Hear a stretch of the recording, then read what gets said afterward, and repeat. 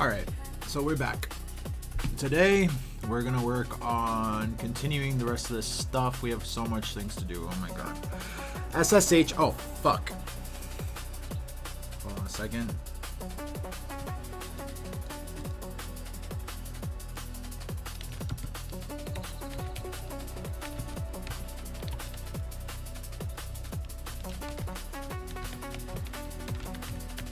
We are no longer working on this other stuff. What we're currently working on today is SFTP migration.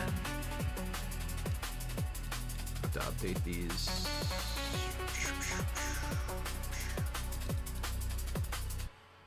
Let's see, that should exist already.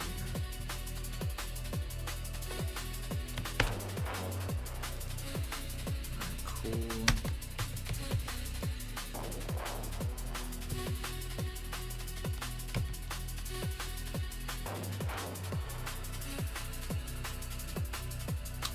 Alright, awesome. So yeah, pretty much that's what we're working on, is just SFTP backend migration, transferring everything from the application in terms of SFTP actions and connections and coordination on that level to APIs. That's pretty much the goal. So we're gonna get to it. It's gonna be super exciting. I'm excited. I enjoy this stuff though. Alrighty.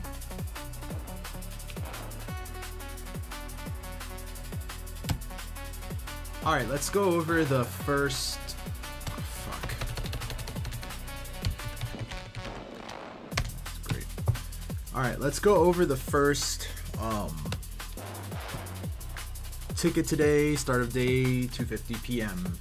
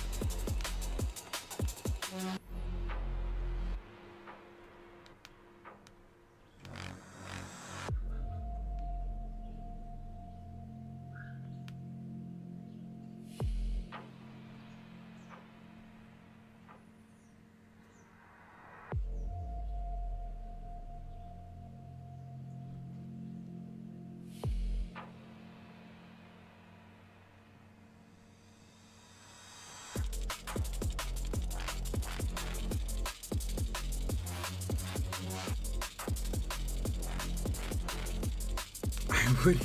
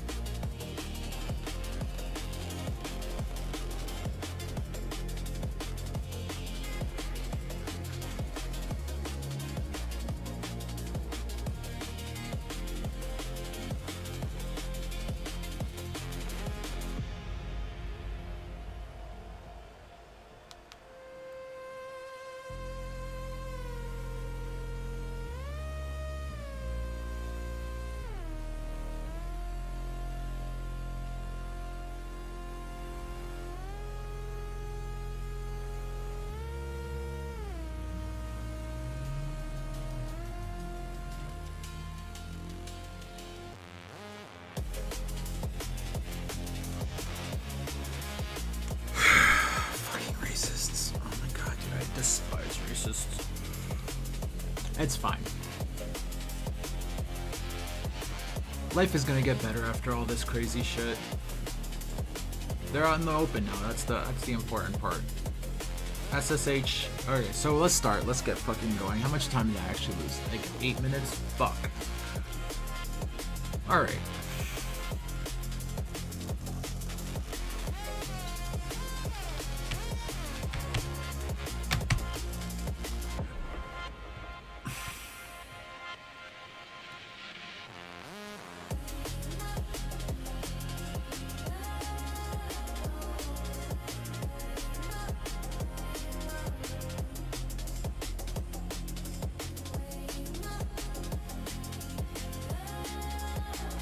I'm just gonna fucking redesign it. Fuck it. Oh my god, dude. I don't have time to break down what it was, what it should be. I'm just gonna fucking redo it.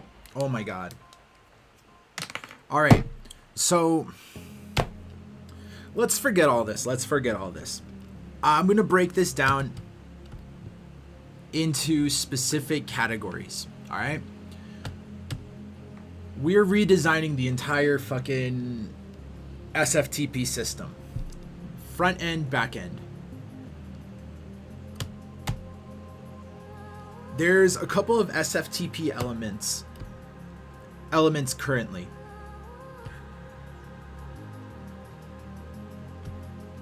And then there's subsystems within the SFTP systems that are dependent, that the app is dependent on. The app is dependent on to actually function properly. So let's draw them out. All right, let's draw them out. This is from memory. This is from what I remember. All right. So we have SFTP.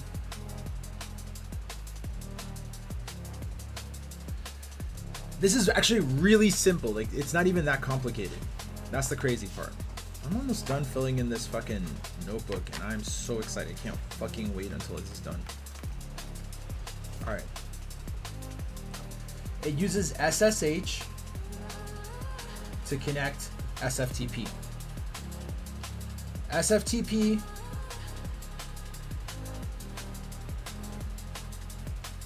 has two systems. It has two uses. One, browser. So it has the browser window. Step two, it has is actions. The subsystem of the actions is actually trash. Another thing the browser is dependent on is drive filters. And then the drive filters fill the trash, and the actions are filled on the trash. So that's pretty much it, to be honest. That's in a nutshell what it is. It's not that fucking complicated. So there are two main sides to the browser.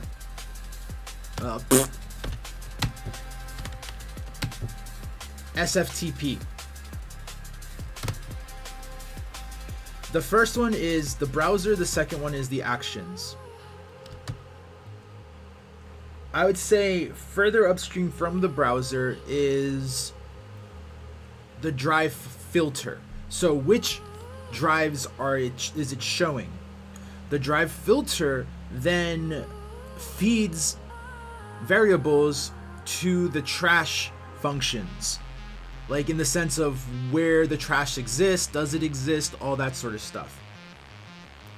The browser can't populate without the drive filters being correct or the trash existing. And then the actions are like move, rename, etc., etc., etc., moving to trash, all that sort of shit. And then all the sub functions of error handling for the move function. So essentially, those are the two. I think drive filter, the trash generation and creation and existence, all that sort of stuff, can exist within the dock. So that can get transferred over to the dock. Then we have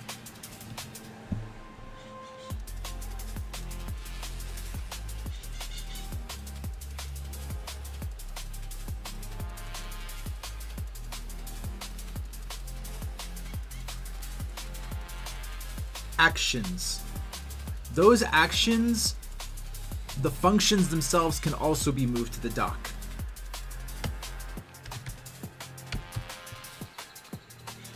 they would be replaced with API requests. But let's go back. Let's go back. We have the SFTP browser window. I think that those variables can be fed to the SFTP browser from the doc. Then the actions that occur within the SFTP browser window can all exist as API requests.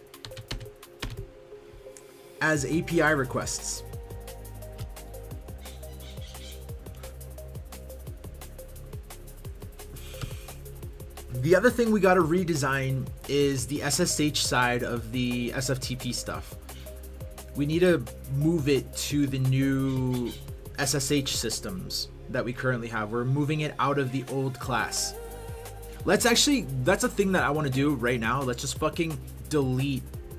Let's just straight up delete the old SSH manager class. The old one, not the new one, not the one on top, the second one.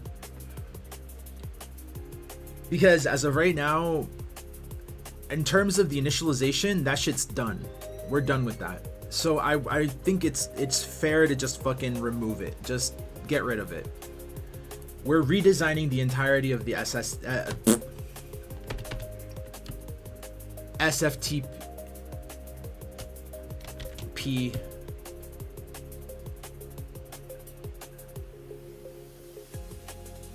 backend.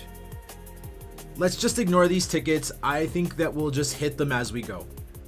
I think that this is just cleaner than addressing one at a time, and then this will address like a finer, like a more granular level of like resolution of issues that we came across and thoughts and ideas that I just notated on the side as we go along. That's gonna be how we're approaching this, I think, instead of like all this other shit. It's just too much to just like pick apart and then restructure. It's just, I'd rather knock the whole thing down and then rebuild it.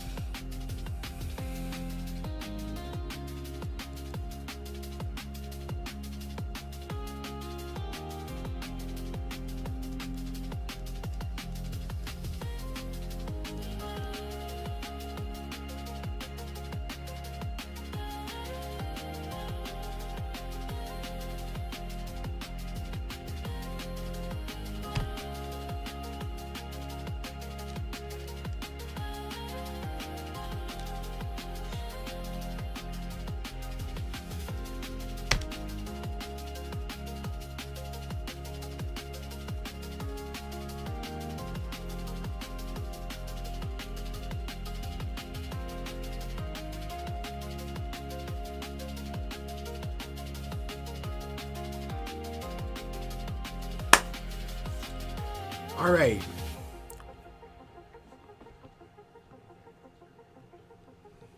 So we're gonna start building dockside first. Dock.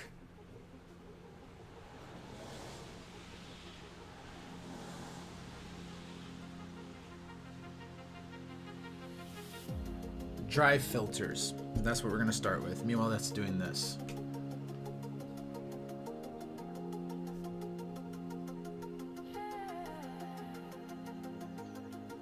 Group.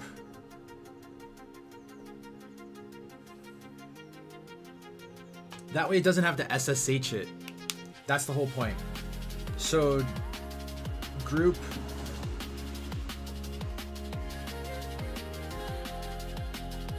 drive access.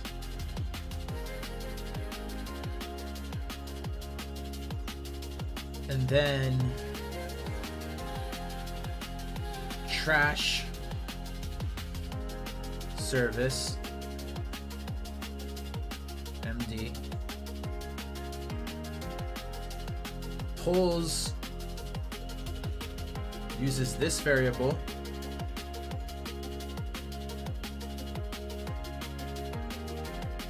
trash folder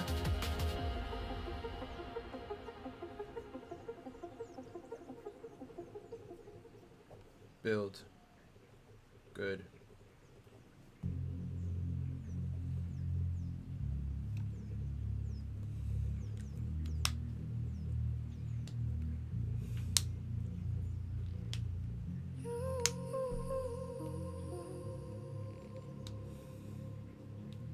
Then app side.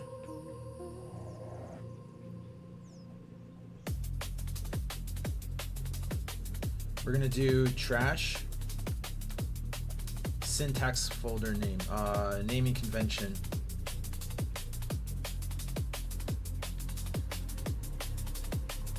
Consistency. So then basically what we're gonna do is the trash, the way that we're gonna determine if the trash exists or not, is just gonna be based on naming convention consistency. So then that way, hold on.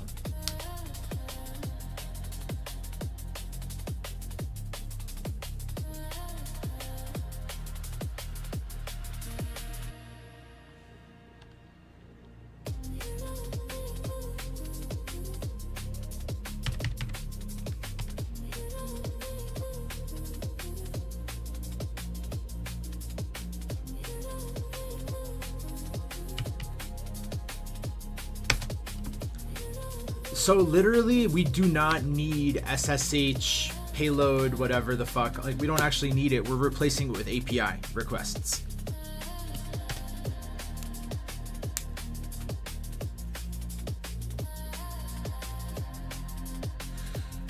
So trash naming convention consistency to determine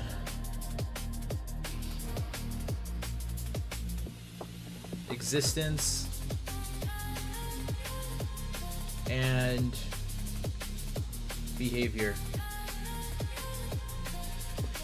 So then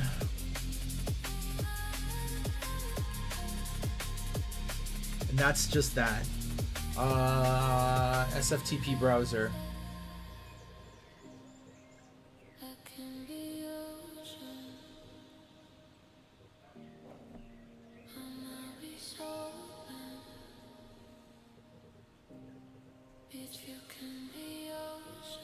API.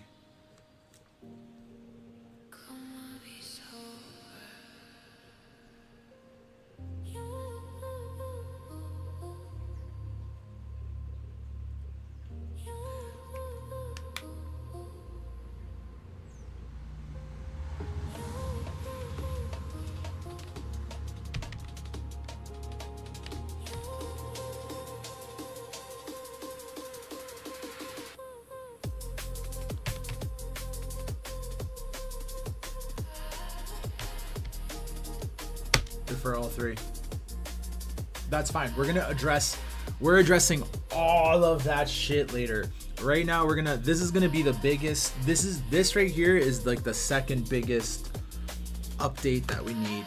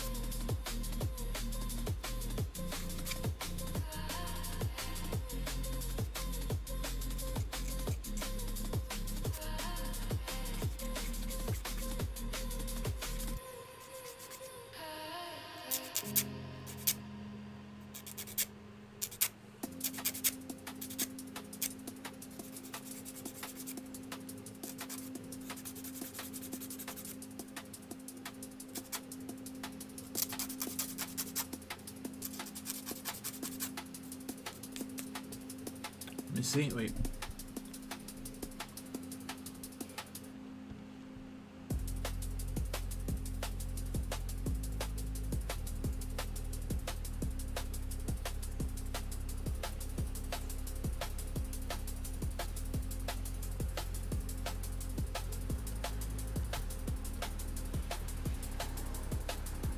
Scrub those four. Just make comments as notes. And then this is also context for the git push later.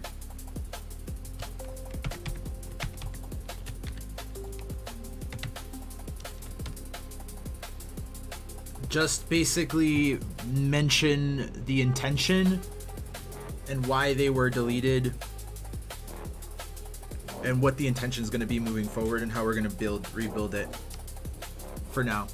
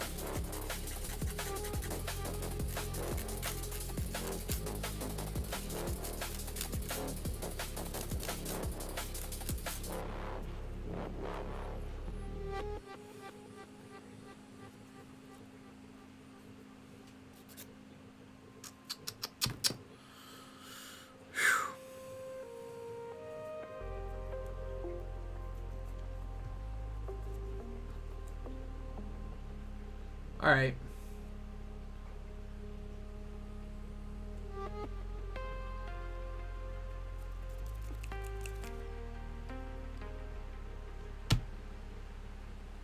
Nah, you can get pushed too, by the way.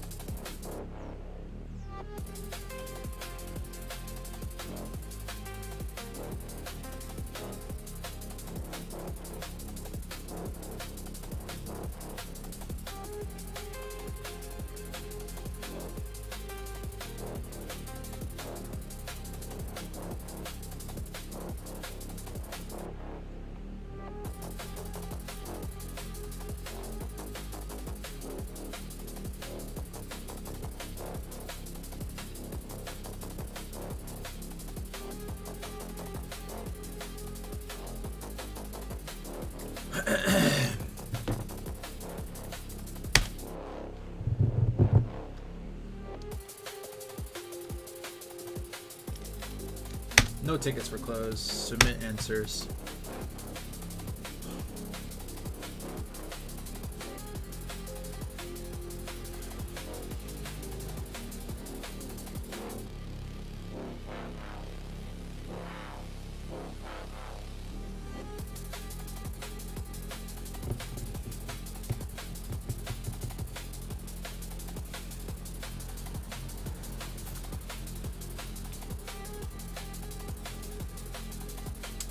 Let's take a look at the actual fucking code for this SSH shit. I mean, for the SFTP stuff.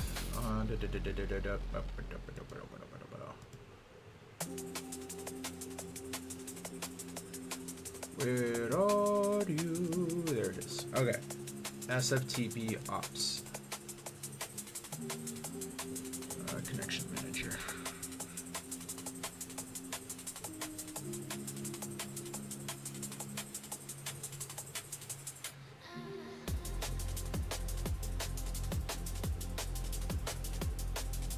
I gotta ask it this actually.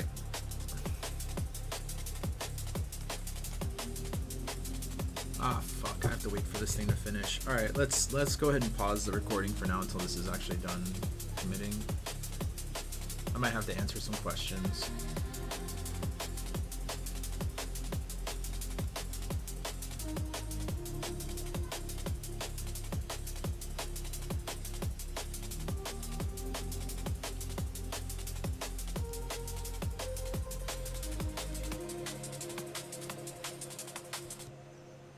It shouldn't have. It shouldn't have. Atomic rename and reboot is an API request now.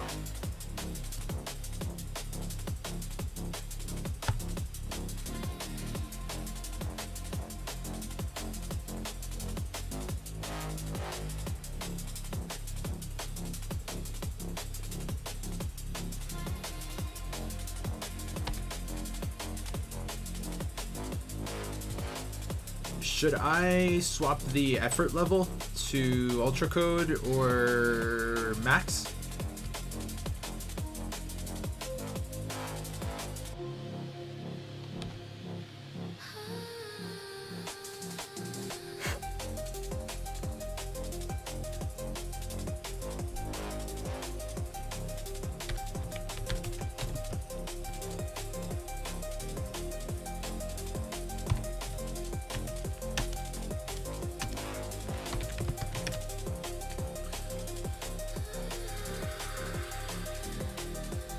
Alright, this is gonna take a while.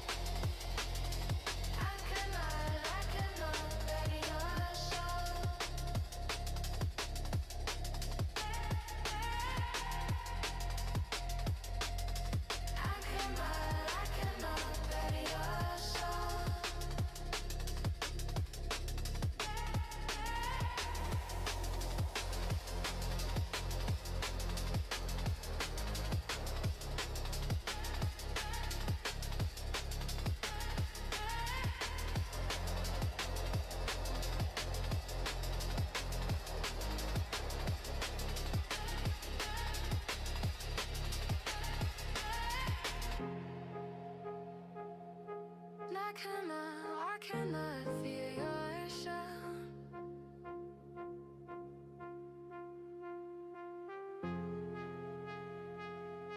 I cannot feel yourself.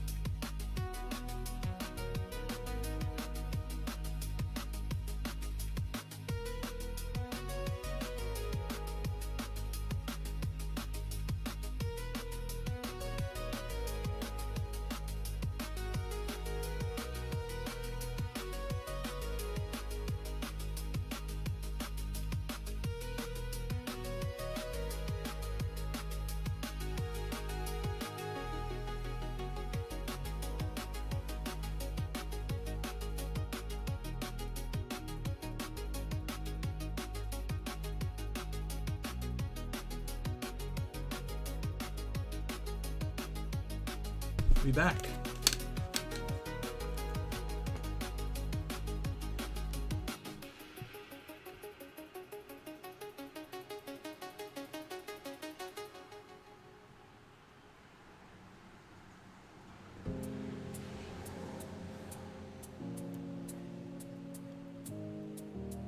Well, we're not removing SFTP connection manager or any of that stuff yet, or SFTP backend. We haven't removed those yet.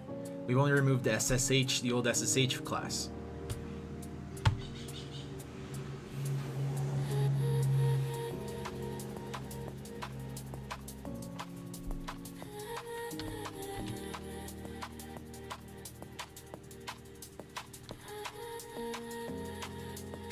Alright, we'll do lint read later.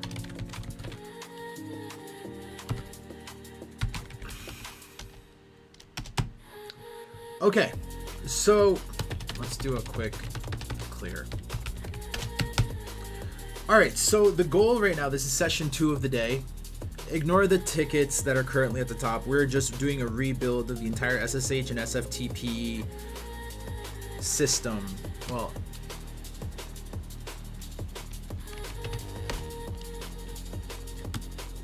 my first question is, can I use API to reflect the browser window data that is reflected currently through SFTP? I actually legitimately do not know this, because this is going to determine a lot of shit. So basically I just asked if I can use API to reflect the same things as what is currently reflected through the browser window through SFTP.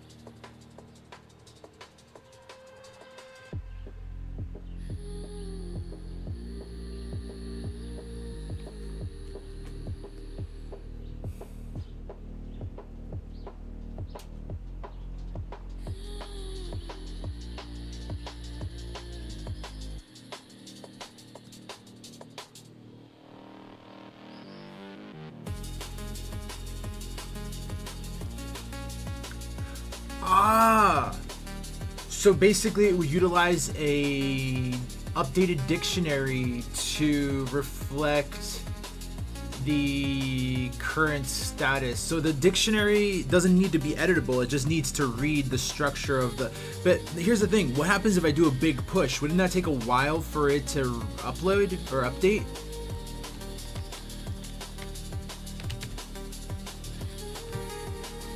Or would I need to optimize the dictionary updating feature to only update based off of what is actually happening?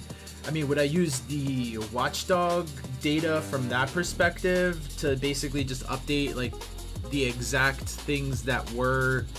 I could use the source, but you see, it's like, am I just rebuilding SFTP at that point?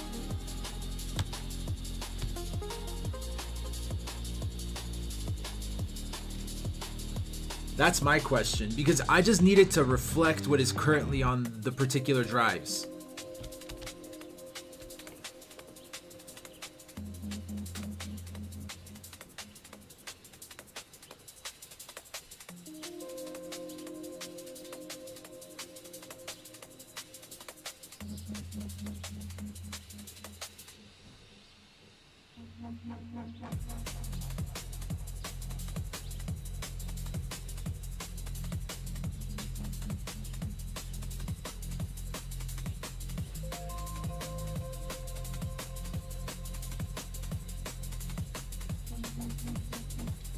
That's going to determine a lot of shit.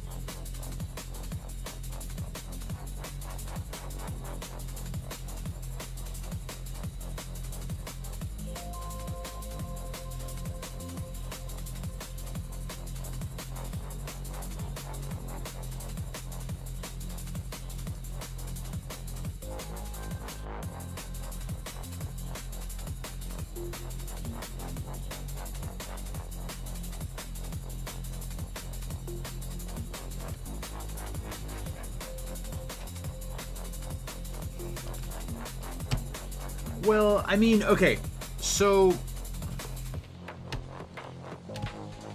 I'm aware that the directory listing is just a tiny slice of what SFTP does. I meant if I'm just rebuilding that part, that slice of SFTP at that point. But okay, so A kind of makes sense. So I don't have to update a dictionary. I don't have to update anything. It's just a live read that's being transferred through the API of the actual. It's just like literally a live read that's being constantly transferred to the app side browser window. So is this like a service that we're building basically that just reads always, and then basically the API, you make a call, like it's a constant call to the API, and then you basically, I got a message. It's a call to the API from the application, and then it is just constantly being updated with the live service variables that are being fed back to it. Is that it?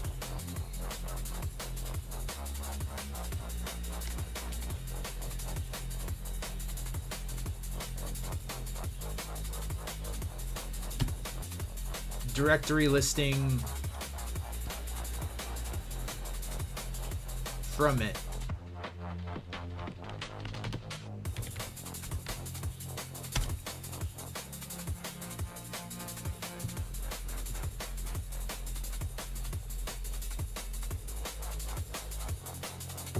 I'm just kind of curious about that.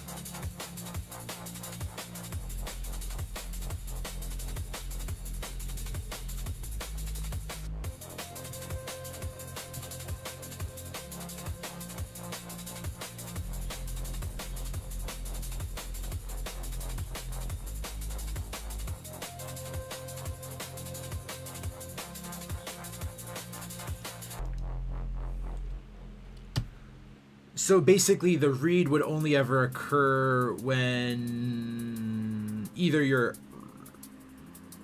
initially connecting to the API or any actions are taken.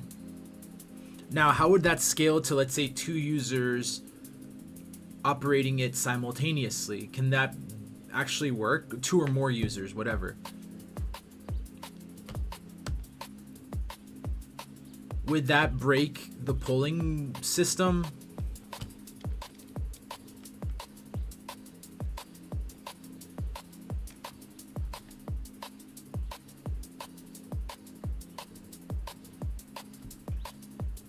I think that's actually better. The whole point is, honestly, regarding this is basically the SFTP functions and all this other stuff. Like the restructuring of this, the focus of it is essentially multi-user.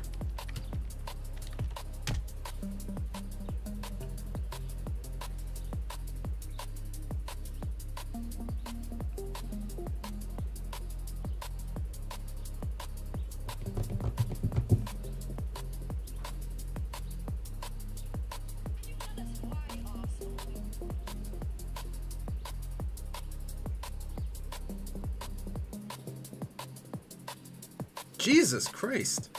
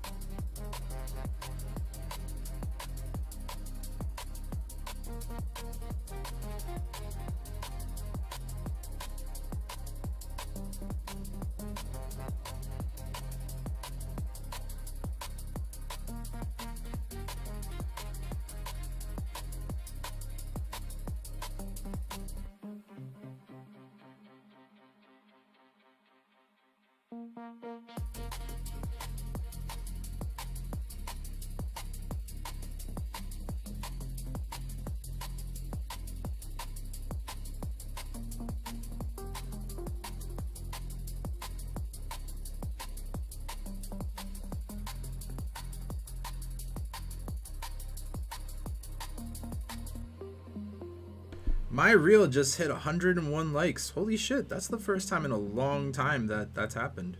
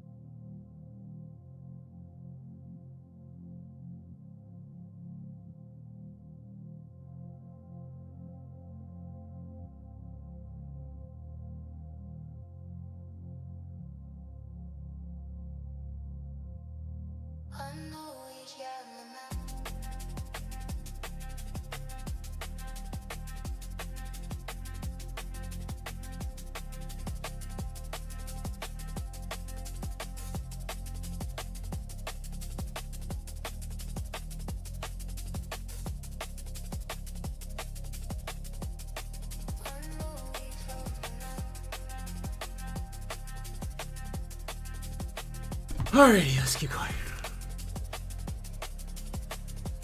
Alright. Stateless choose any reading is two dependent reads. Reads that are conflict with reads. Good. No shared mutable state. Good. Alright. Yes! Oh my god, dude. Okay, wait. It's literally just a live read?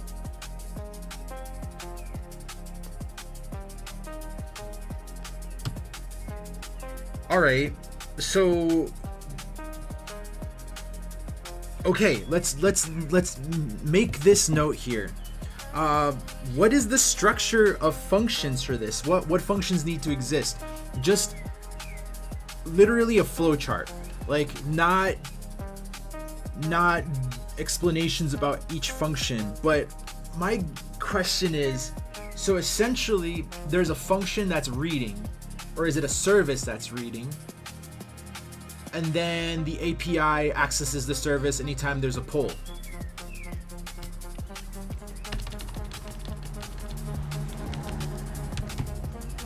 Is this mental model correct?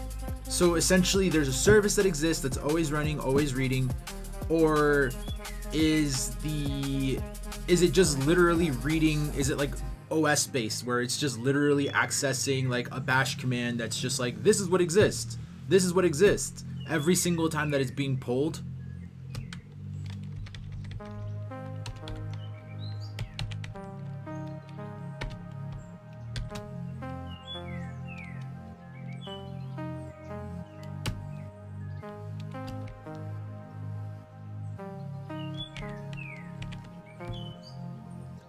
There is a function that is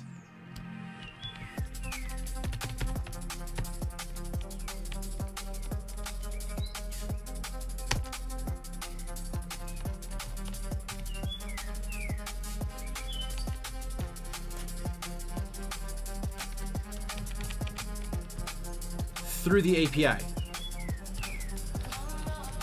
called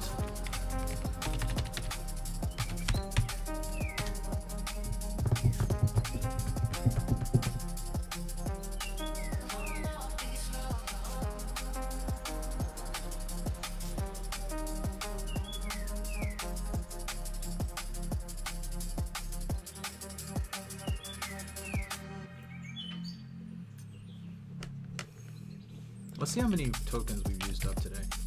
We're at 68%. Fuck! Oh, I need to make this last.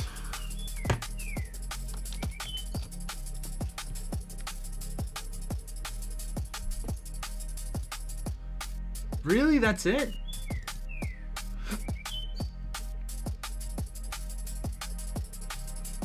Is there any way that it can update? But then we need to trigger this. Essentially, we need to trigger that read function literally every single time there's an action taken through an API action on the actual file base. It wouldn't automatically be feeding like a live stream to it. That's why I was asking about the first model, where it's like through a service.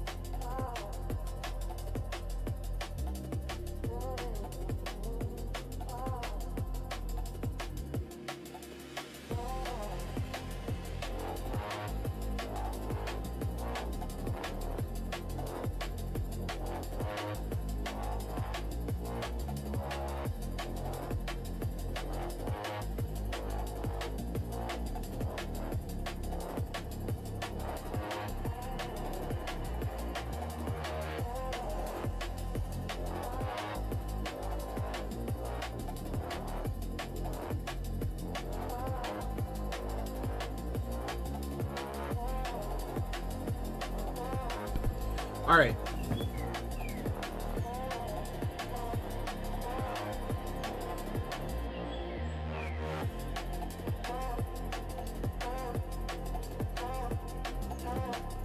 I was right. Aha.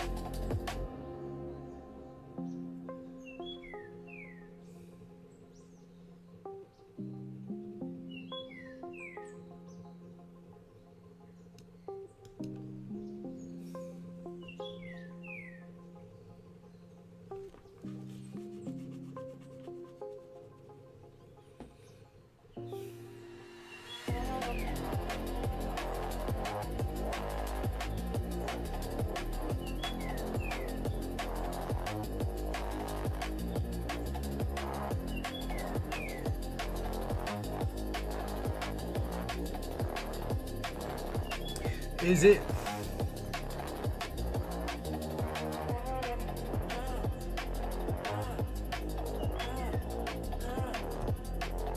So if it's chatty though, 5 seconds up to a 5-second lag. What if we do 1 second? And then, I mean, like, how computationally heavy is that? What if nothing changes? What if nothing has changed?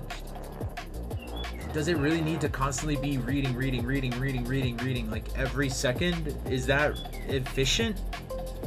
Does it actually matter?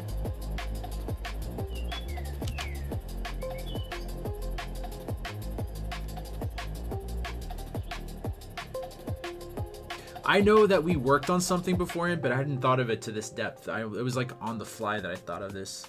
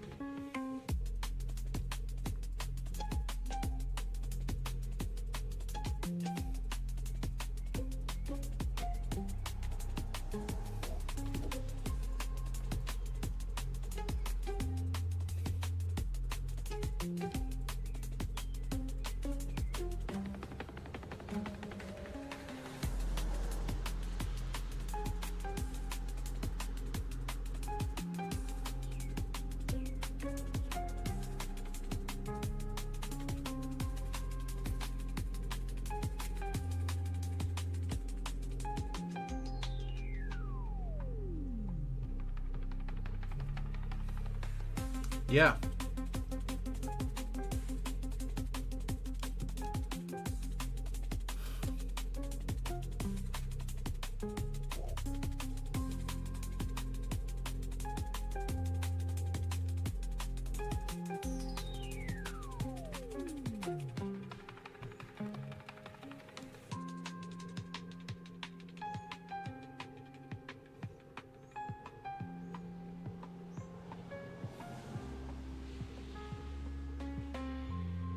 What if we only, not the fingerprint, but what if we only do it?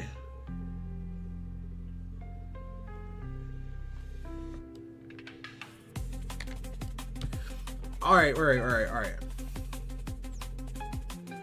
Okay, what if we only pull for the location that we're currently in? So like if I double click on it doesn't have to show the entire thing. Like if I double click on a folder, read what is currently in that folder. And then, is this the fingerprint approach that you're referring to here?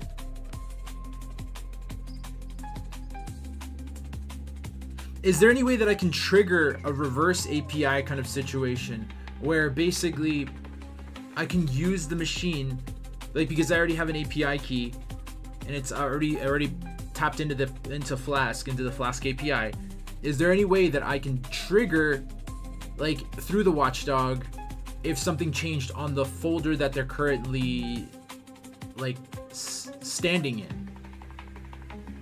You get what I'm saying? So it's like you don't do the entire thing. It's like a mixture between the watchdog situation. This, I'm assuming, is what the fingerprint approach that you're referring to here is. And I think that would be the most efficient approach, because if nothing changes, don't trigger a read. Only read when you go between folders. You get what I'm saying? I mean, is that too much more code? Or I think that would be like the most efficient, right?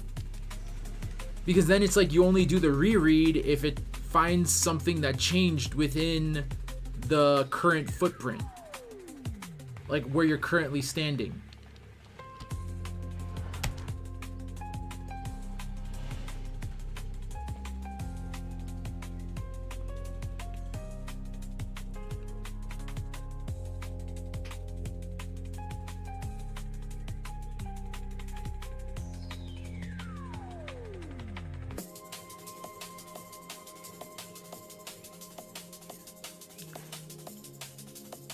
Oh my god, navigation, that's a whole other thing. Fuck.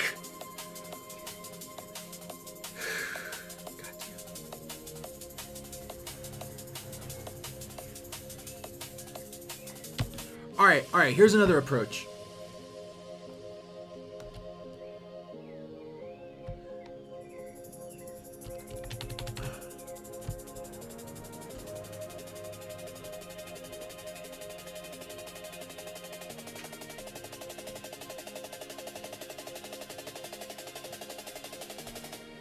So then we would need to build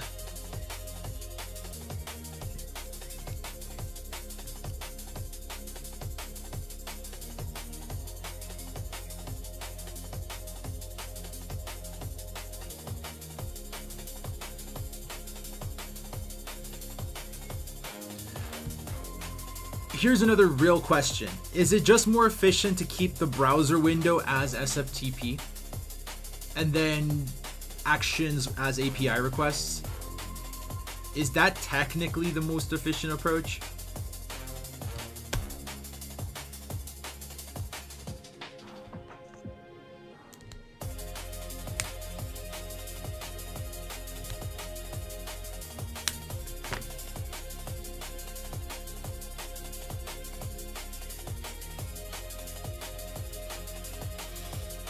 Yeah, because then I have to fucking build browser like API actions. I'm essentially like, you get what I'm saying when I said that, am I just rebuilding SFTP, those aspects of the SFTP of SFTP in general? You get what I'm saying?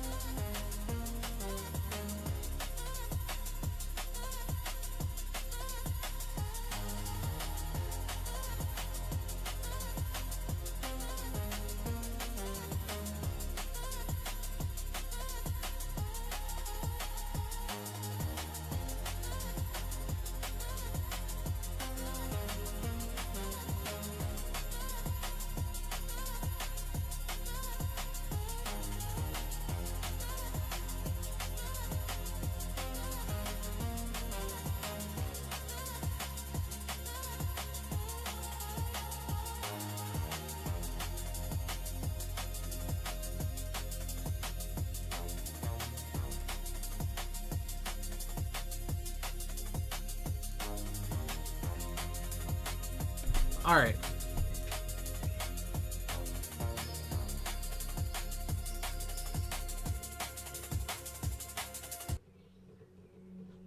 God damn it.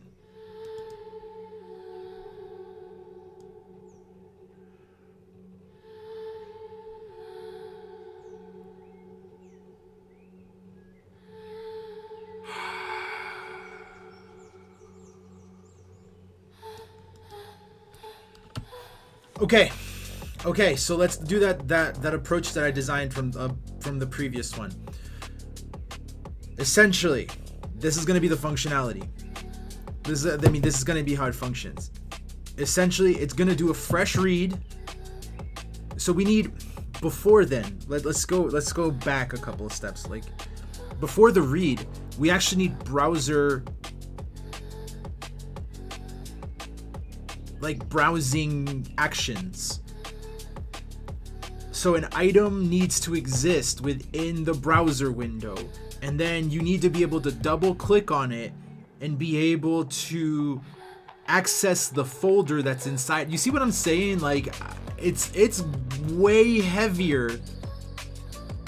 Like, just browsing, like, we need to rebuild browsing functionality, like as UI actions, as like on the UI side, and then tap that into API requests to oh, that is what it is. That's actually not that bad. Hold on.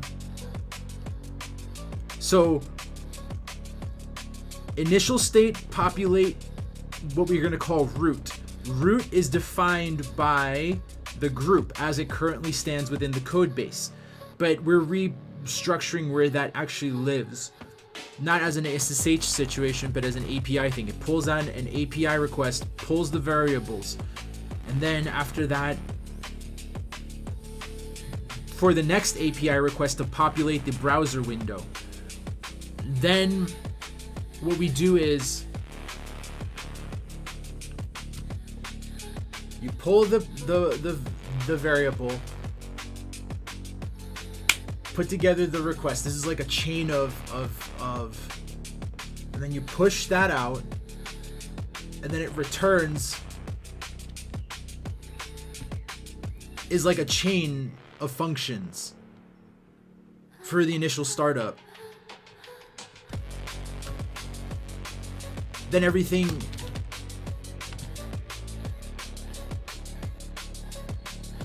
is dependent, is variable to the initial startup state. There it is.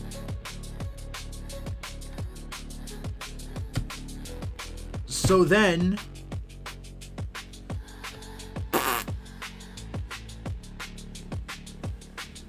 I feel like I'm just rebuilding it. Whatever.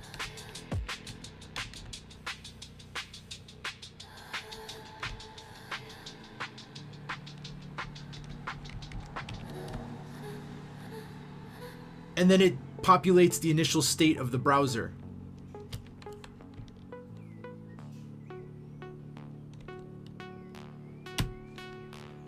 Then every action of accessing that folder is one function. And then we need to populate those functions in the breadcrumb UI functionality as well that already exists.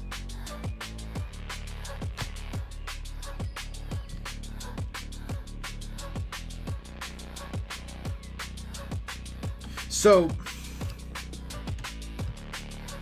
but before this, so I'm going to give you, this is more upstream, so I'm going to give you some more context. I know I'm a little all over the place here, but if you can make some sense of this, I'd greatly appreciate it. Just bear with me. Then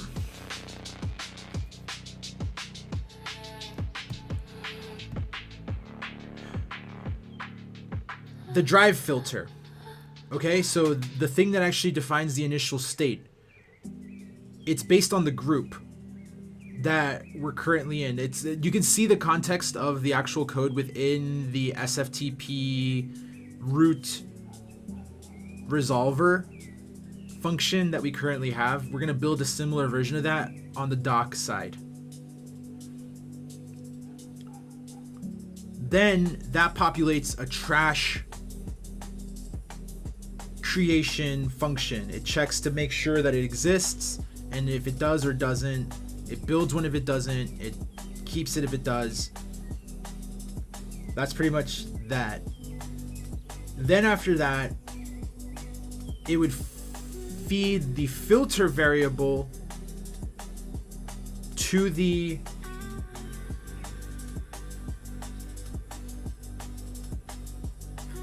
browser window on the app side.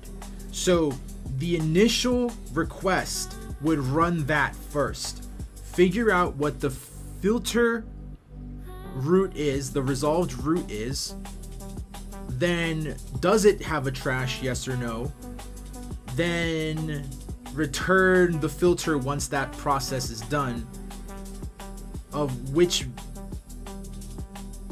functions to show.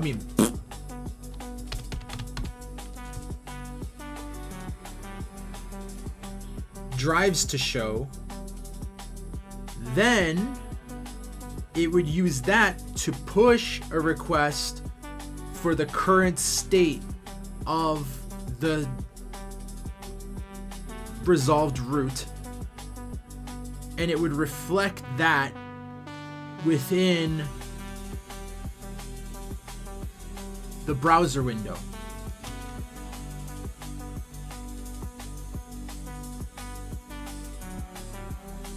I feel like that's just heavy as shit. I feel like that's so unnecessarily complex.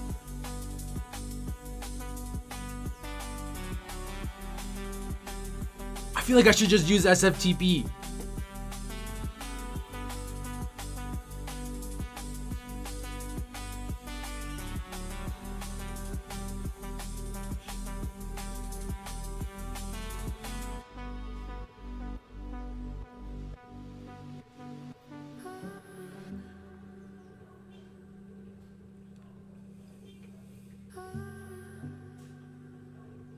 It's basically, I forgot to mention, it's basically supposed to be checking, does the trash exist within each of those drives? I forgot to add this. Oh, fuck.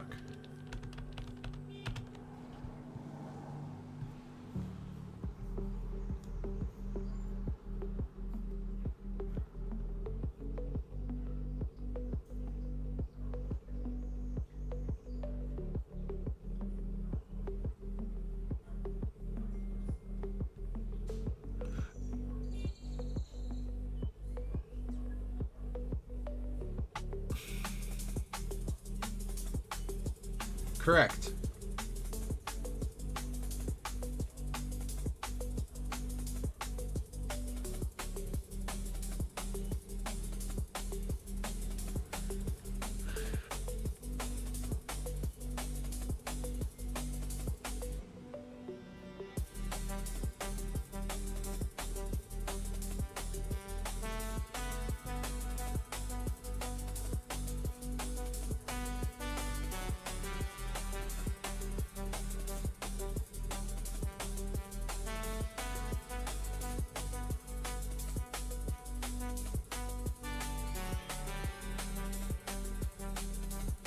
Right. We have to, but it wouldn't be a root.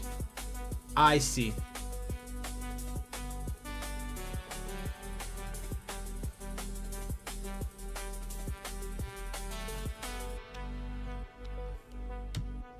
Well, the who is asking is easily resolvable because we have the username within the configuration file on the app side, so that could be part of what it sends. And that could be the variable that it uses to determine who, and then that would determine the group.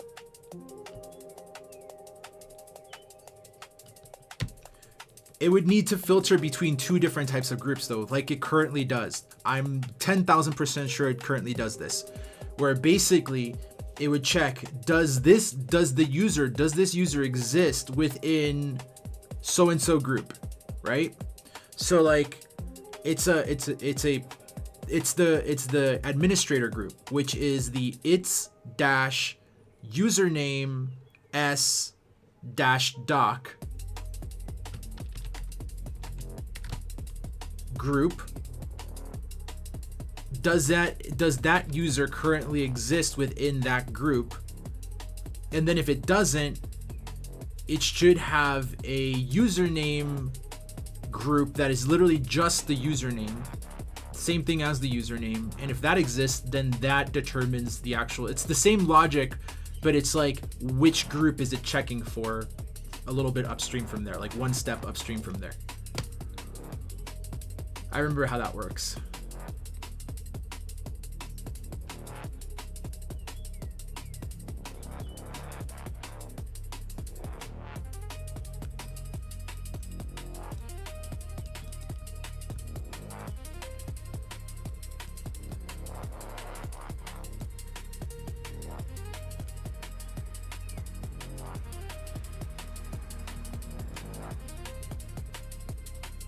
Oh, I like that. That's cleaner. Store on API mint the username. That I like that. So basically it stores the username per API instance. I like that.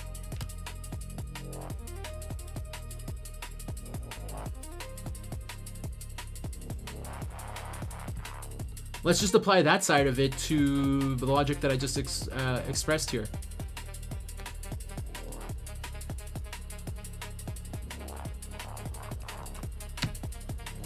All right, perfect. I mean, yeah, read the exact resolve root folder body and you'll find that my logic that I just outlined here is actually expressed in that.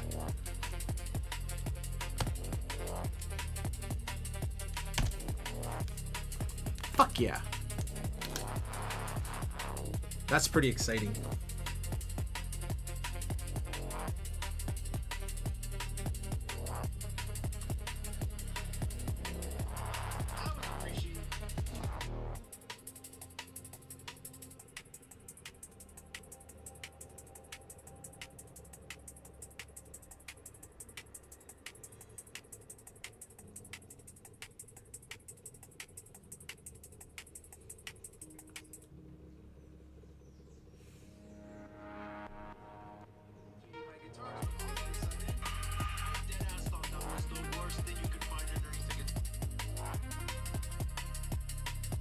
Dude, what the hell? My fucking my reel today got 157 likes and like 7 saves and 4 reshares. This is so cool.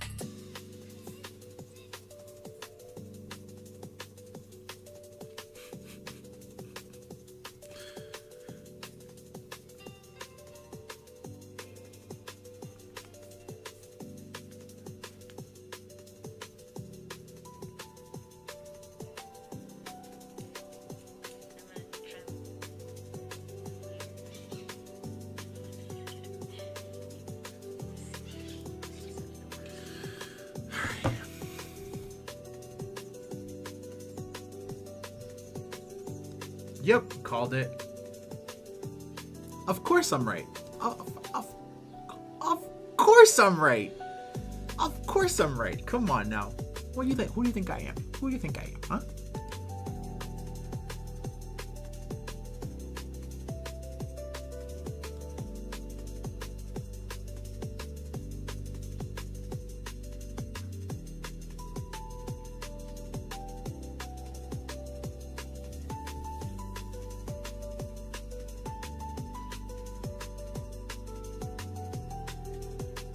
Perfect. I like it.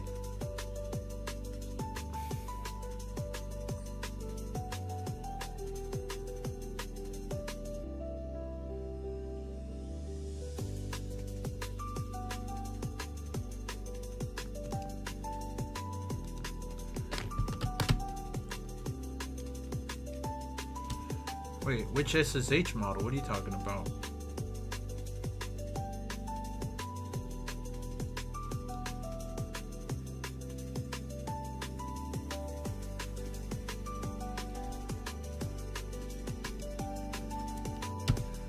That is never the case. Each user has their own SSH account.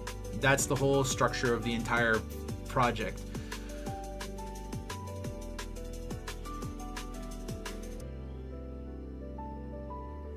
There is an individual user created per account.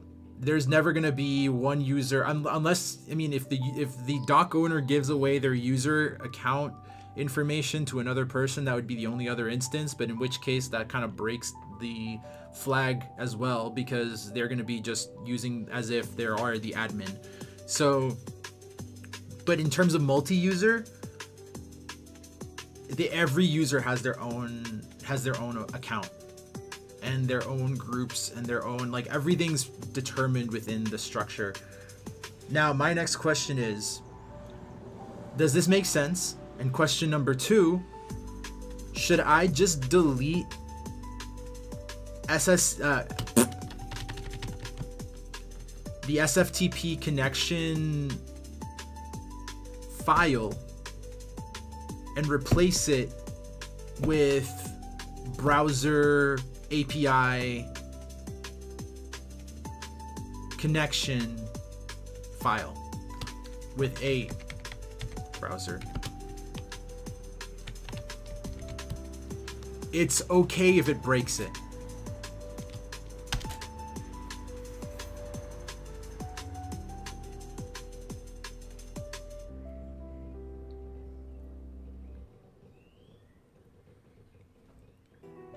And then we'll do an ultra code.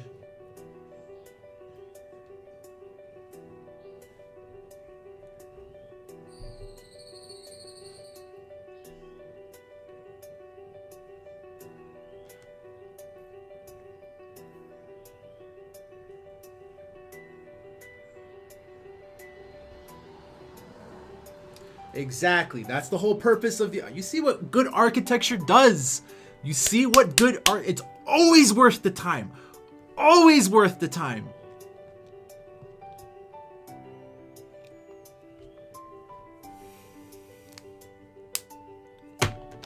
Please let me have at least 70. Fuck yes! Oh my god, dude. We're still at 68%. I'm so happy.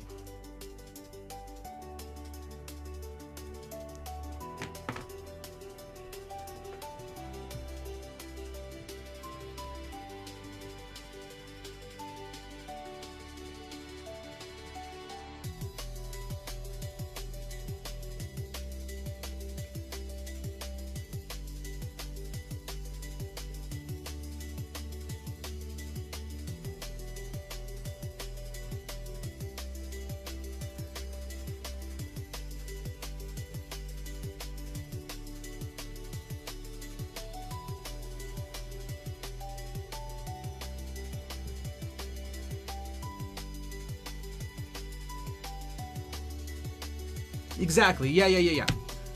Okay, yeah. Obviously, I'm talking about like after we do first, like stream of actions would be API first, building that, and they would be based off the logic from the connection file and for SFTP. And then after that, once it's replaced, once the like all the fundamental variables that surround SFTP are replaced, then we can delete it.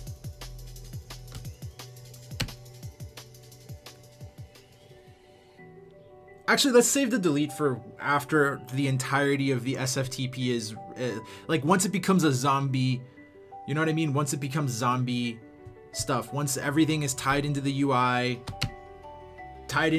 after everything's replaced, let's just keep that as like, don't forget this, you know what I mean? Kind of like just context. Let's just keep that as is like that for now. But yeah, let's work on that first. The filter system, all that stuff, the API connection, and then the population request for the browser UI. Is that too much in one go? Should we just take it like smaller chunks at a time?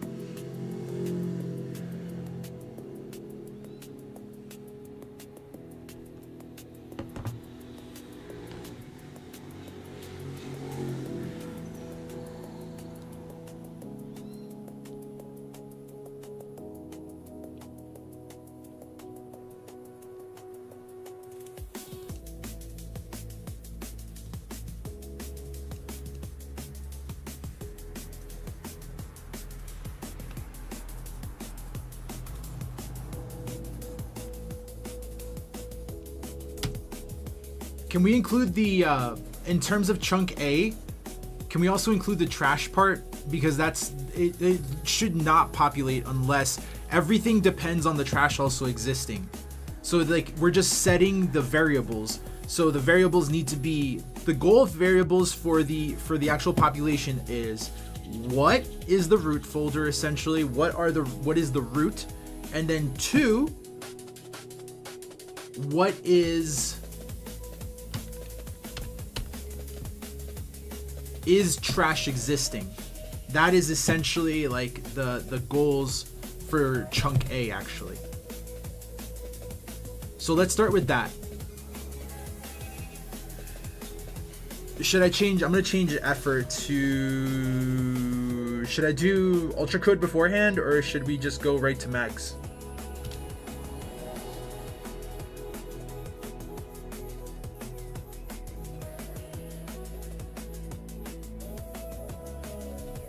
All right, so essentially here, like this. Filter. Trash. To yes, filter send to app populates UI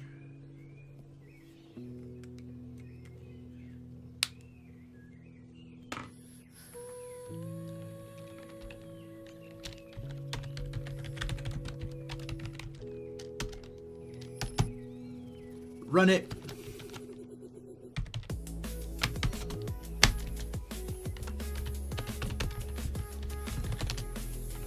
All right, meanwhile that's doing that, let's just keep going here. Okay, so populates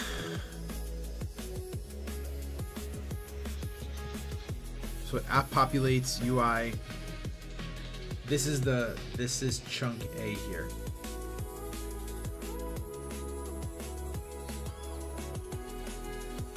Browser. B. Navigation. C. And populate.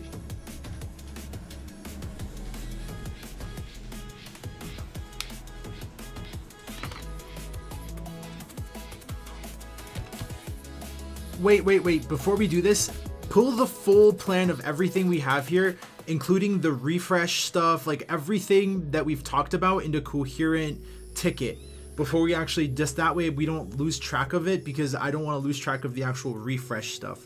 That part was really important. The rest, yeah, just let's put this into like a cohesive kind of ticket as well before we actually start.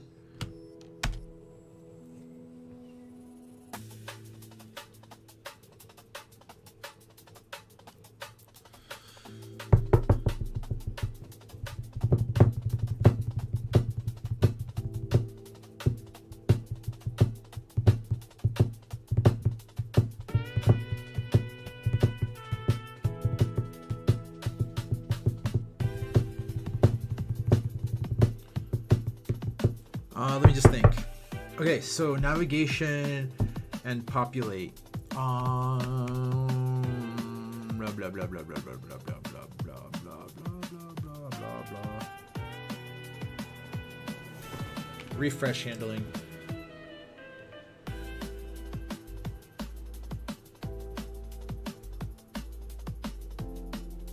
Mix and watchdog.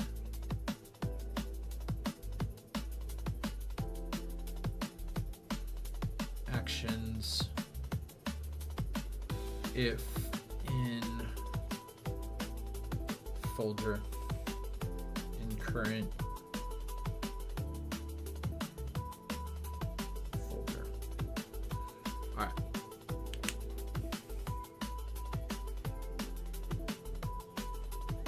No. No, I'm talking about the conversation context window of the refresh. SFTP 229 hasn't even been considered in this. It's like the conversation context. Everything is based on what we're currently talking about.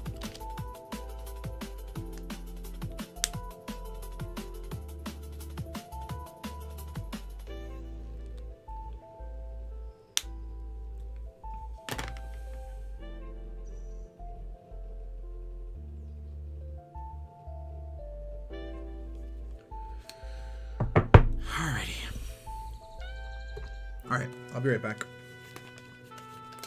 Bathroom.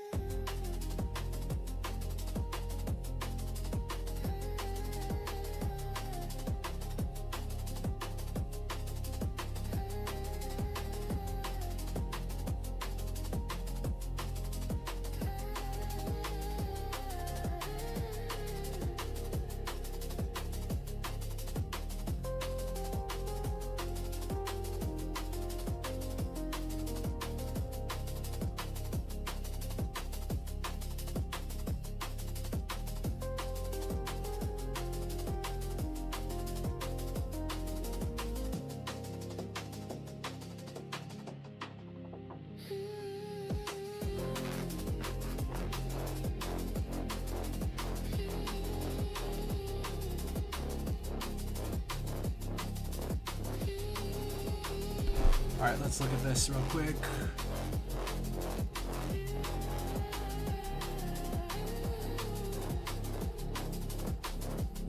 Correct, resource design.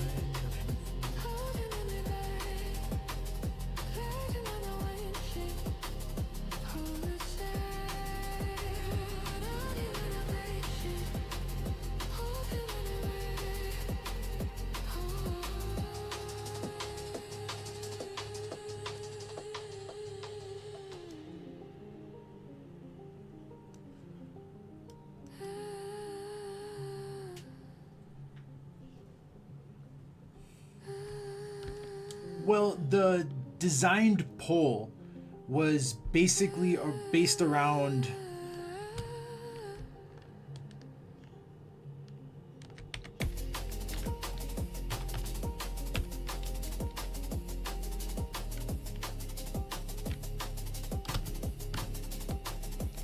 two main components. Well, I guess three. The first one is the default state. What is the status of the current 2? Navigation. So basically populate it with whatever is navigated to, right? Then the second one was, hold on.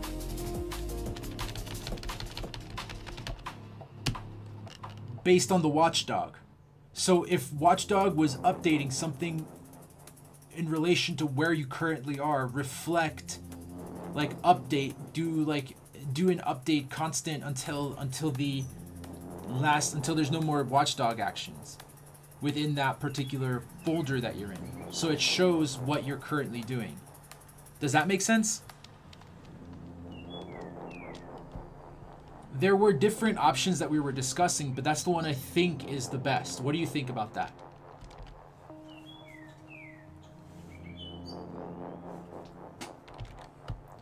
Through the reverse API.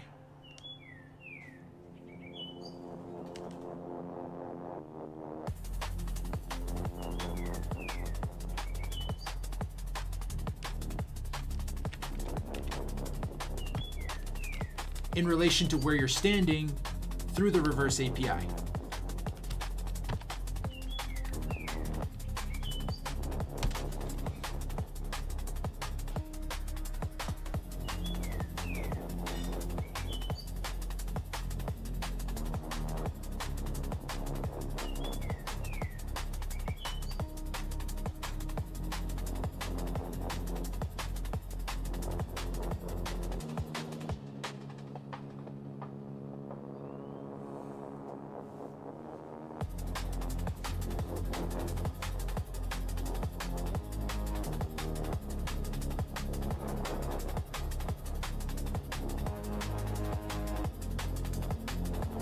Dang, dude, I'm getting fucking throttled for using Max. How many tokens did I waste on this so far? 69%. So I have 10% per day. Fuck. I've used Ultra Code all week. Literally did not swap out of it, like using extra high mode all week. So, and I did like 12-hour sessions some days. So that's the reason why.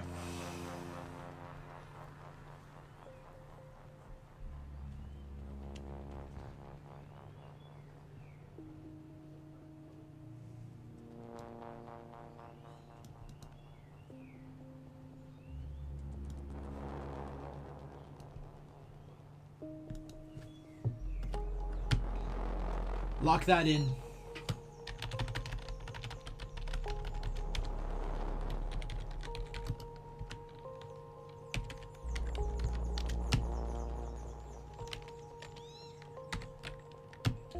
Lock that in, and then we can get started on chunk 1. Hey. Alright, I'm gonna stop recording for a split second. I kinda wanna grab food, I'm hungry. I haven't eaten today yet.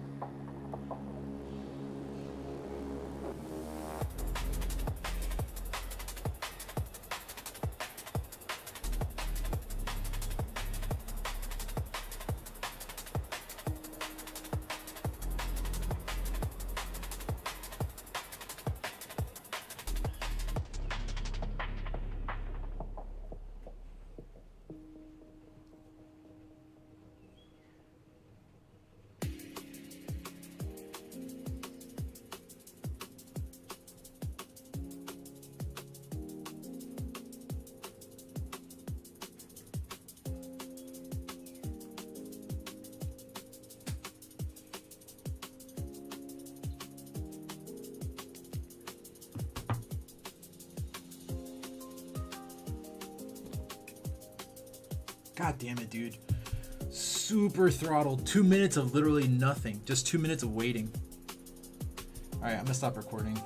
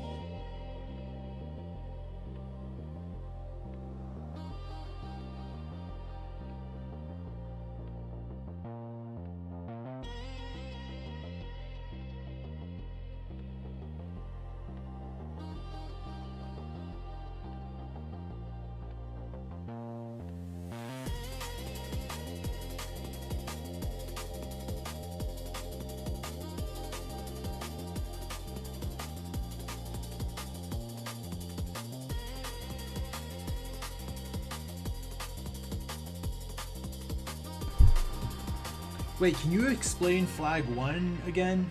So it should just be making... Okay, wait, here's the thing though. Fuck. The only time that it's actually making a trash... Shit.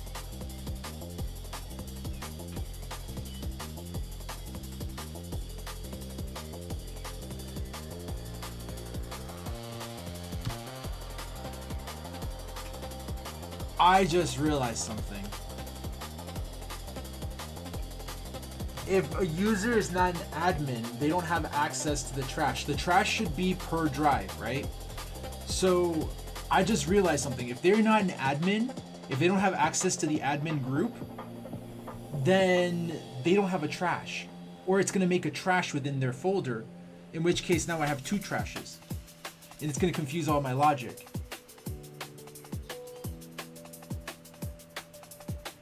And the trash should not be root owned. It should be owned by, yes, the group, the admin group. But now here's the thing. Shit, here's the thing. So the trash,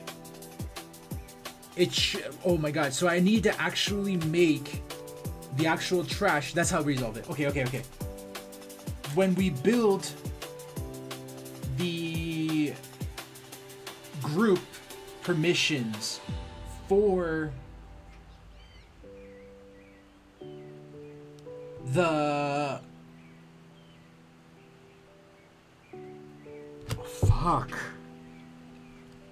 when we build the group permissions for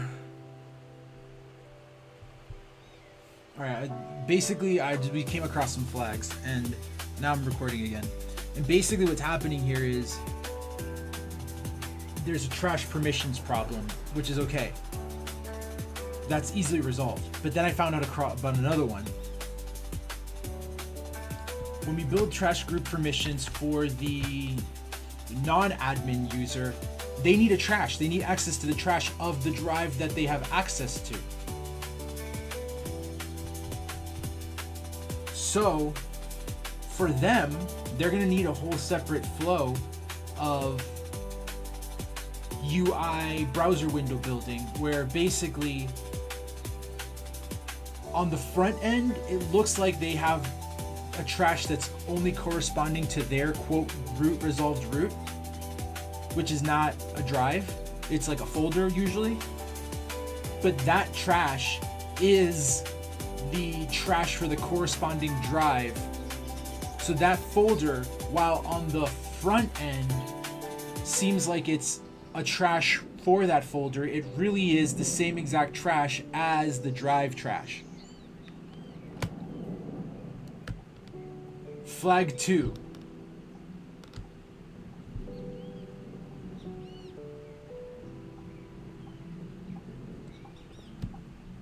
Why would it hang a worker?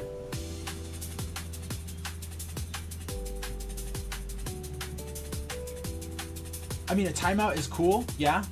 That would be useful to have. And then populate a error message. That's cool error handling, I get that. Number 3.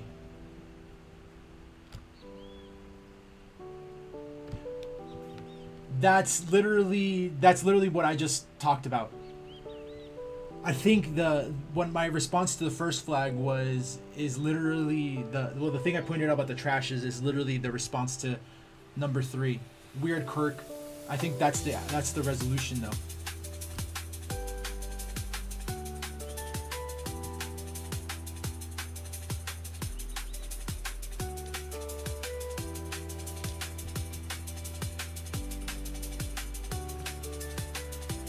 After we fix that, feel free to push.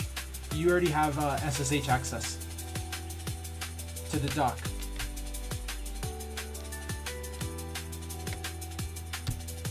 Changes to the dock.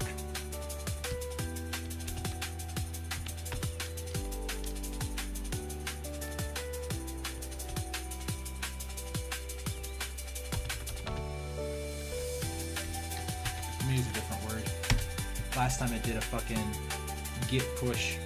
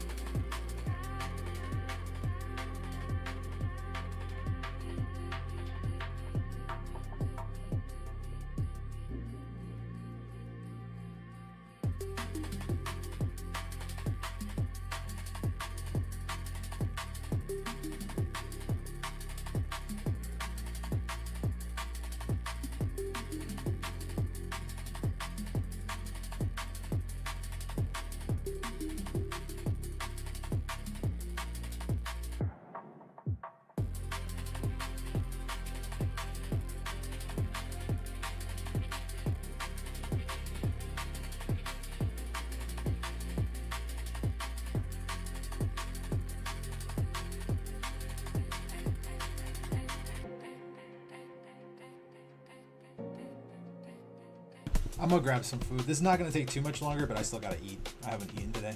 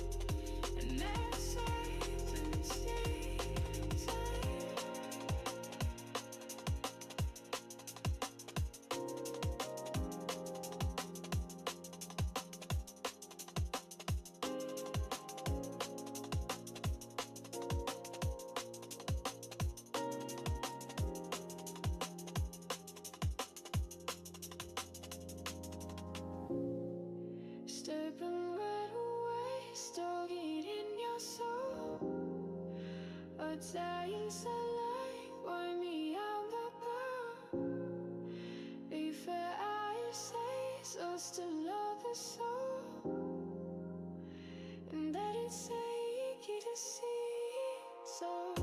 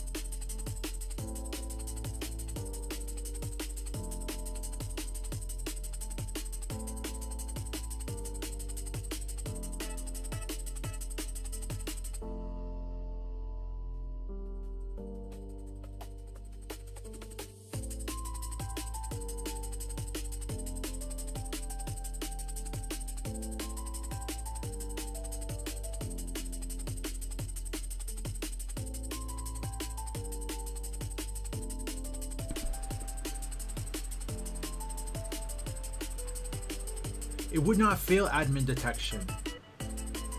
It wouldn't, because the group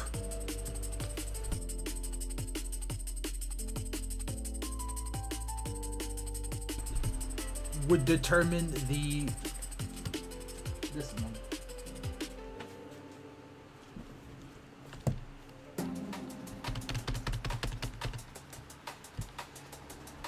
Because the group is what determines if something is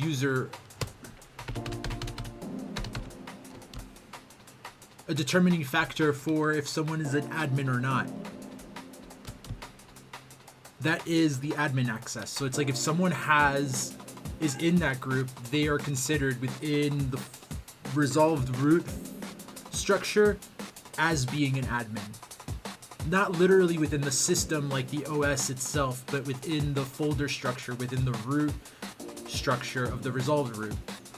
That's what that determines. Does that make sense? Is that enough of a response for your bug that you found?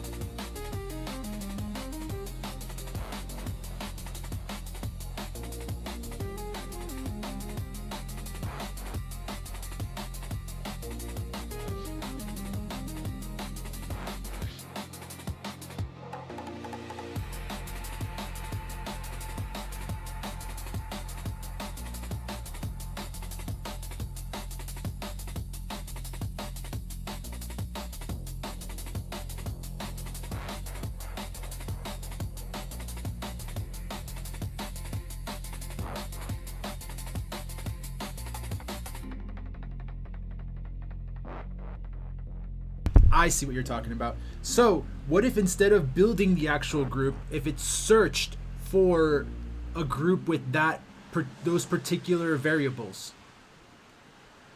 So like if within the group list that the user currently exists in, if that is an accurate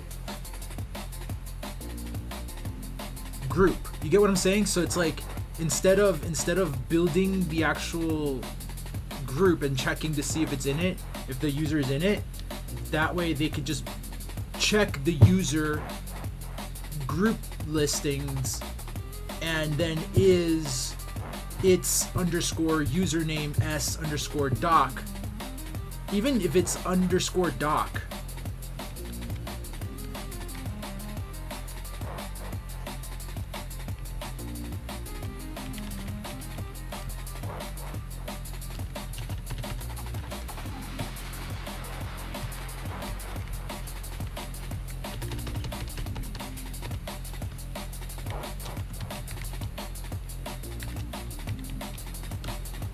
Or if it just literally builds user ID 1000 and then just finds it and then fills it in and then checks if that's in it. The group list. It doesn't have to actually literally be the user.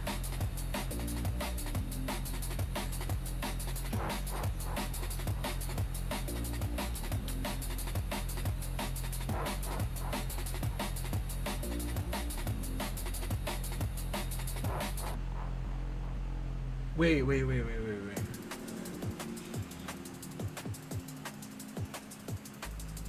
Wait, that is how it works.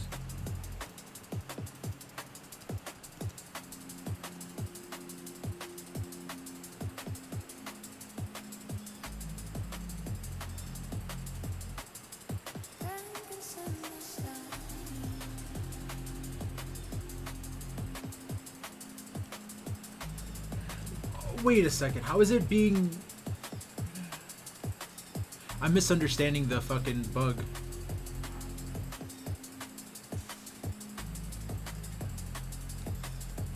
Alright, let's see.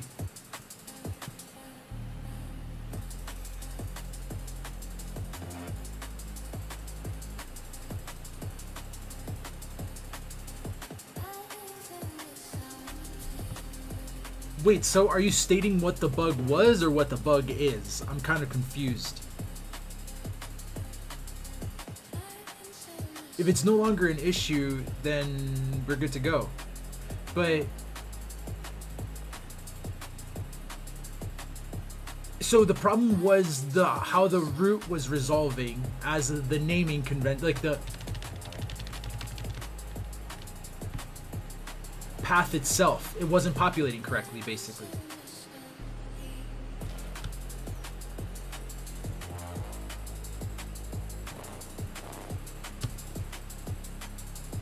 Basically, I see.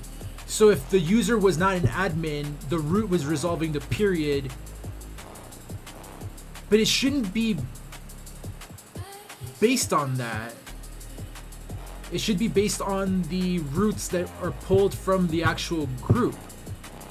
The paths should be pulled from the group. They shouldn't be built within the logic.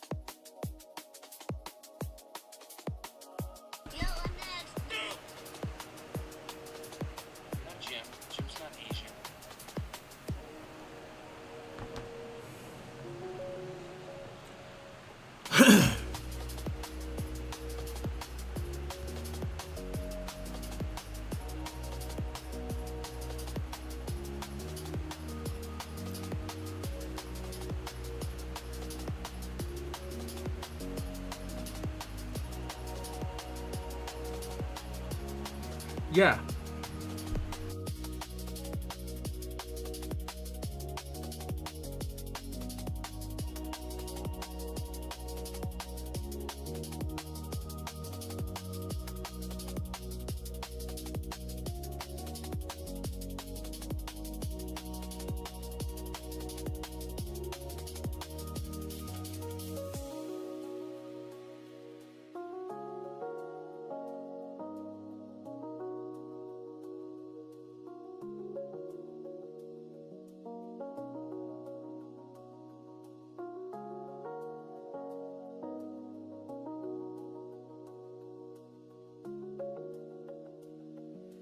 Yes, and let's double check it just to make sure that my logic is correct and I'm not breaking something that this was compensating for. Because if this is how it was working for the other one, I technically never tested the old build with a non-admin user. So that's still up in the air. I mean, that's still error handling for the future. I'm trying to error handle within non-real testing conditions, but yeah. Also, how did you do that test? Can I just request for you to do tests after every build to make sure that there's no issues like this? Because that was a cool feature. I like that.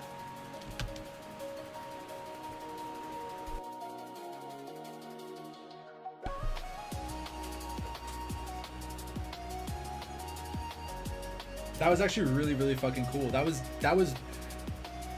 borderline like Claude Code is worth it. Good. That was like really, really fucking good.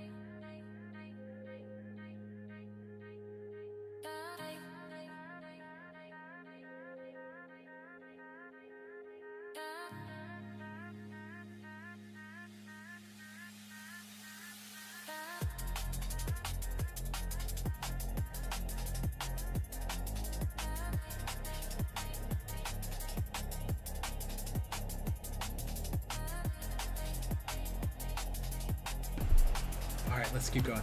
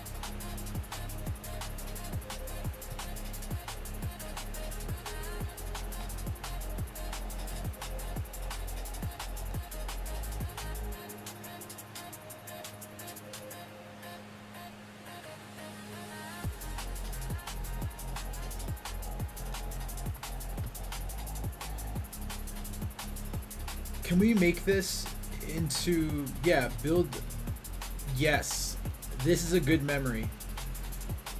Would it make sense to put it in the cloud.md? That way I can travel with this on any other machines in the future potentially, just so I don't have to remember to pull because most of this stuff lives in cloud.md.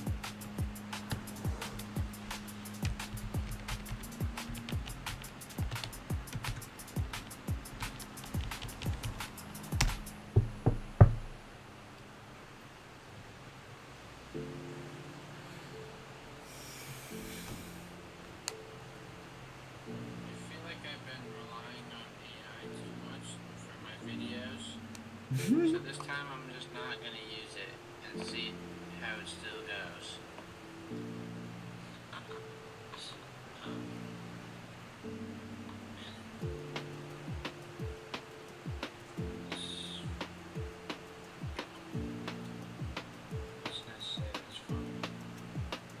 Well, humor's a tricky thing, right? It really depends on the context and who you're talking to. But in general, Yeah, you're just aiming tell for me something something that's lighthearted, observational humor about relatable situations is funny. often the classic echo. Sometimes if you're stuck, you can just play on use it, no repeat. Humor should be original and it should come from you. If you're wondering what sounds funny, it's all about timing and connection. If something feels funny to you, and it's not at anyone to Tell me something funny. Alright, here's a quick one. Why did the picture go to jail? Because it was framed. I feel like I've been relying on AI too.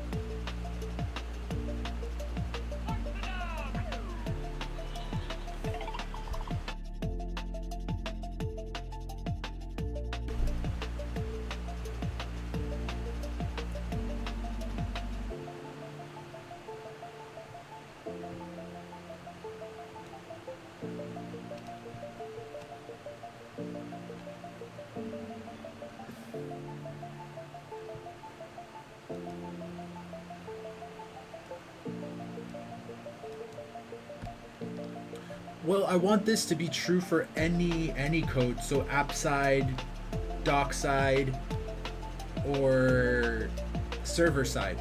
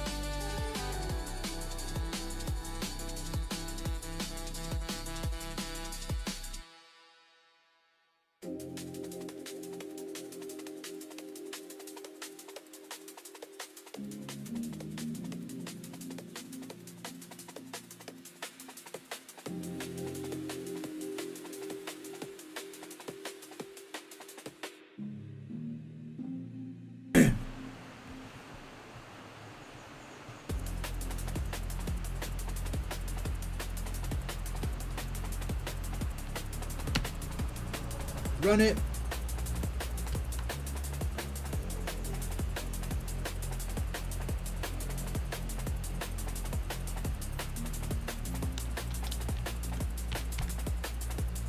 God damn it, dude, I'm at 70%. I kind of want to run the...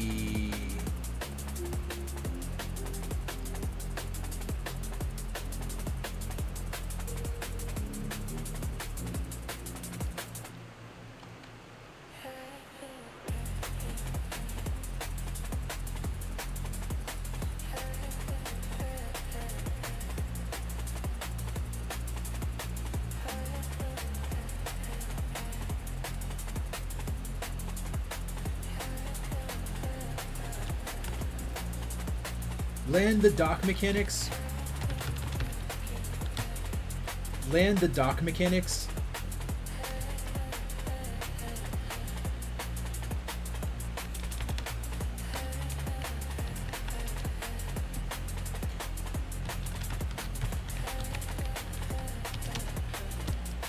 Land the dock mechanics.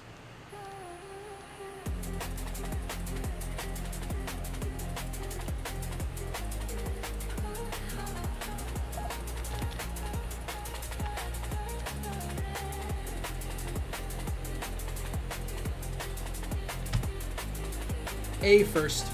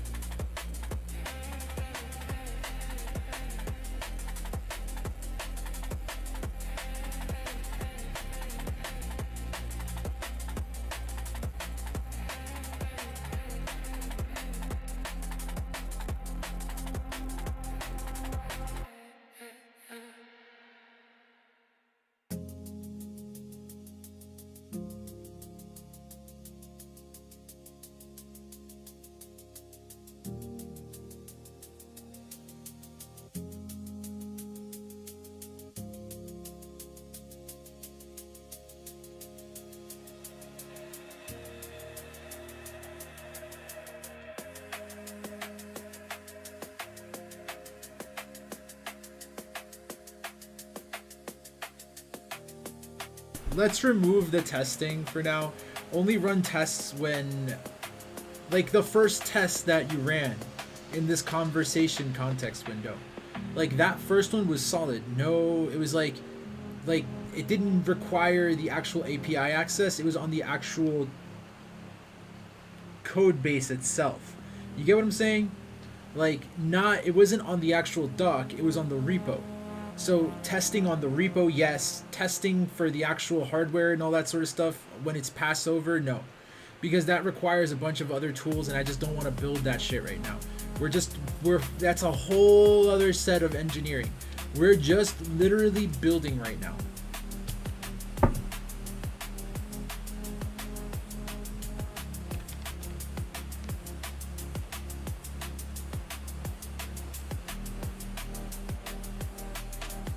Let's update the testing rule for now.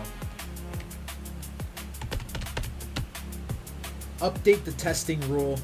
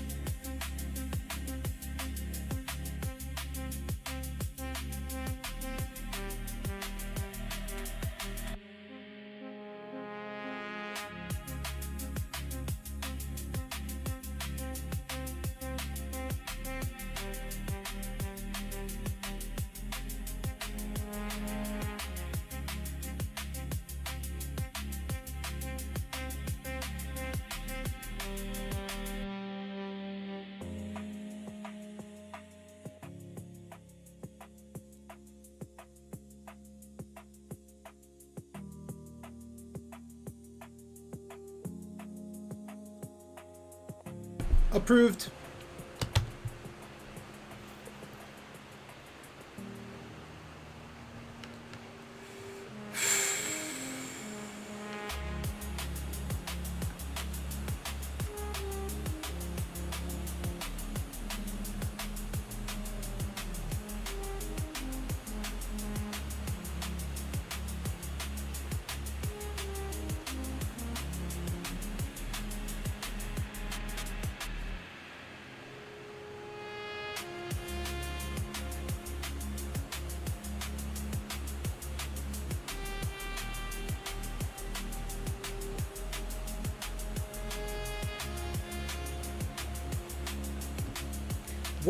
One more addition to this.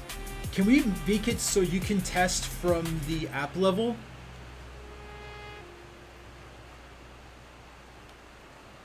To do smoking gun tests?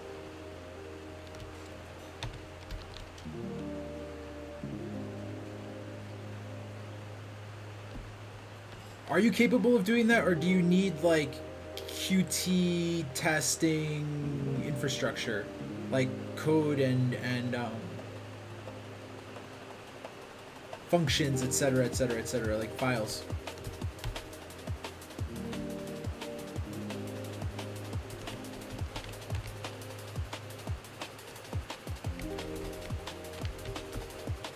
Directly through the repository?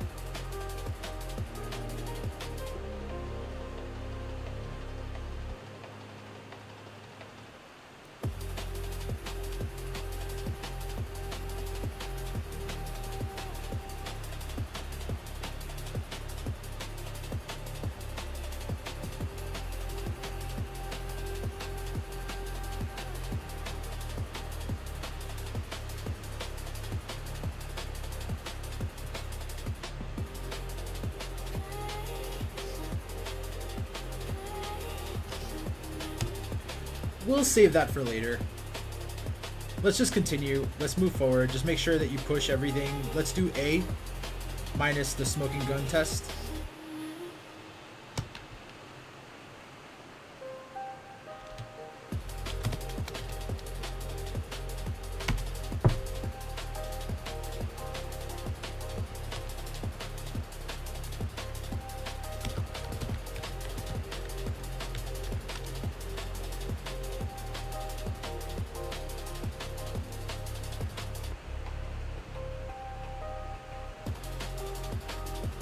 Alright, this might take a little while.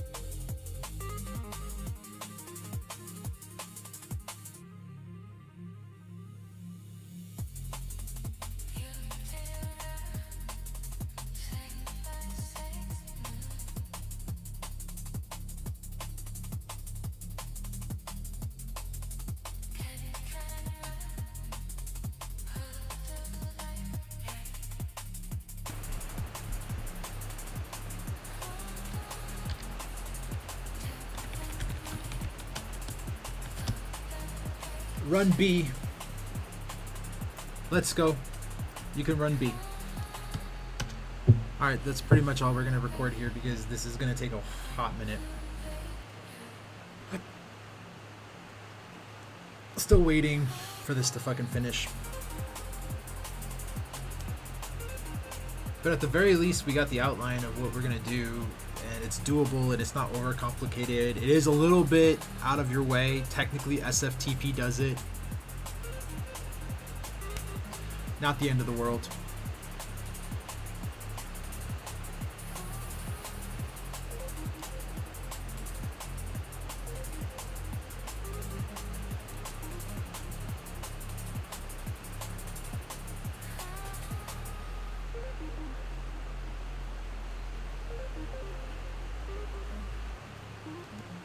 Yeah, it's gonna take a hot minute, so we'll wait.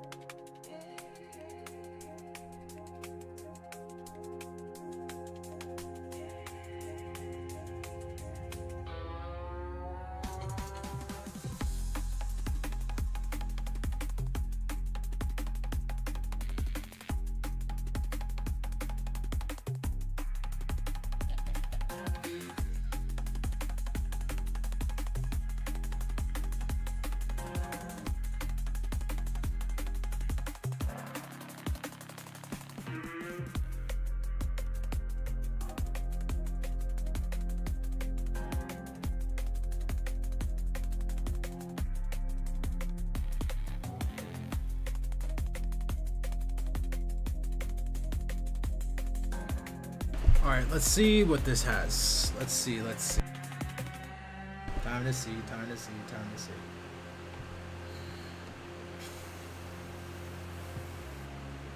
The apps SFTP minus dead accessible stats analytics.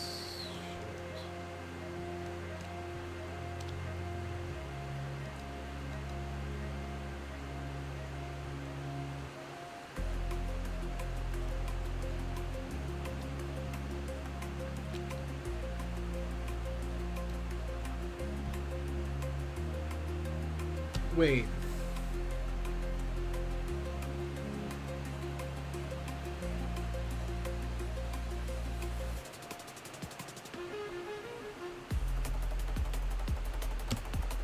Well, I think A, but A is, I mean, A technically follows B because I see, it circumvents, I see.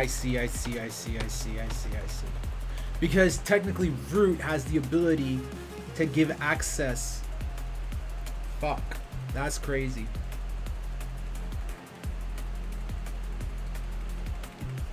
That's exploitable. Technically. Not really. You'd have to get root access, in which case you already have root access to change the actual functions to populate the application, in which case you're already in. No, it's not exploitable like that then.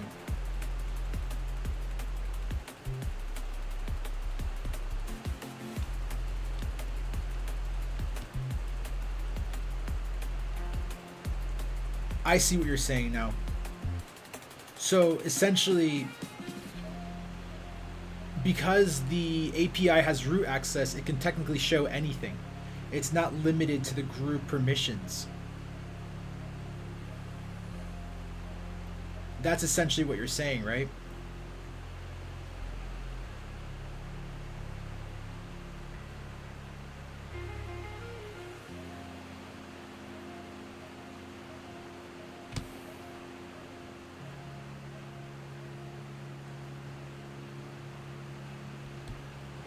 Honestly, I think the path should be limited to the resolved roots, obviously.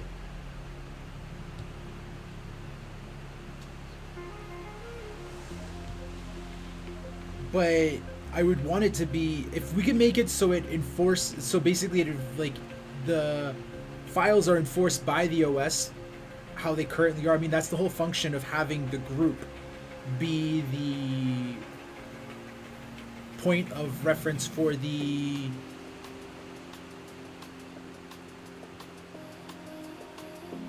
what is allowed for the user. So like basically the permissions are set by the group. That's the whole, it's load bearing on that level. So if there's any way that we can keep that and basically not use the root access, which technically has access to everything, and basically limit permissions to the group permissions for the, like, what falls within the scope of what it has access to.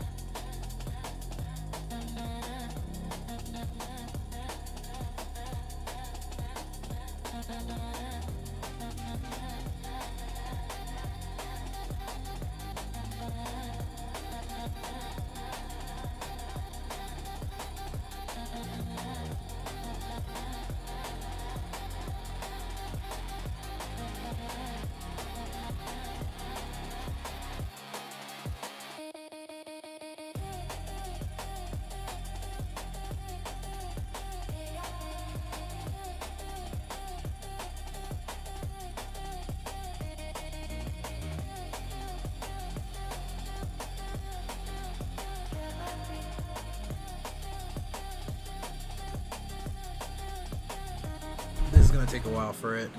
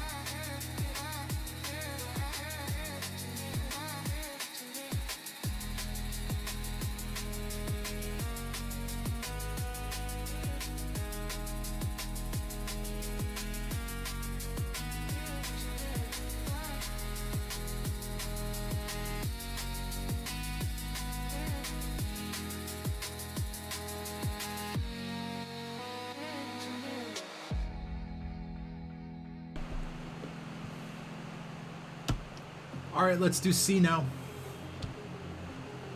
All right, so just an update. B landed, and then it did a verified test, like a testing system for it, and tested it, which was great. Now we're gonna do the app side, which is the app side API connection, then rewire. Oh, this is a big one.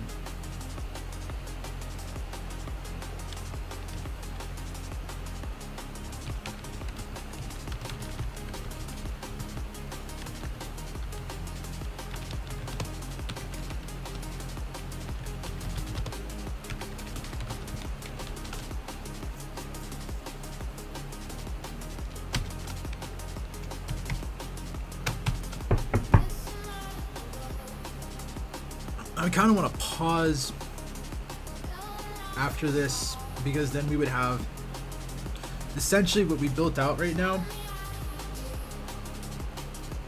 is this right here, this right here. This part here is built out. Then this next part is what we're building. B, well, B here, but C over there.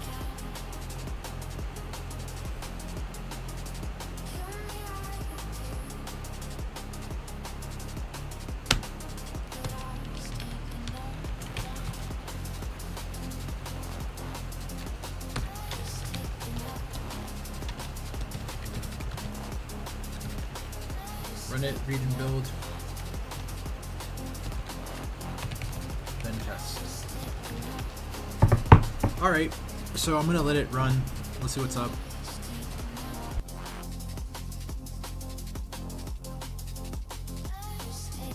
This is gonna be a hot minute before it actually finishes. I'm not too worried about this part side of it because all the security stuff is on the back end stuff, which is the API, which is already preset, which is everything that we just covered. This is all UI shit. Basically, this is just what's feeding it, so I'm not too worried about how this is gonna get built out. I think it'll be fine. It just, the only thing is that it does it correctly. That's the important part. Alright, so I'm gonna pause. And this might actually be the last thing I build for the day. I might just swap gears and play some Bloodborne or something just because I wanna like relax a little bit before bed.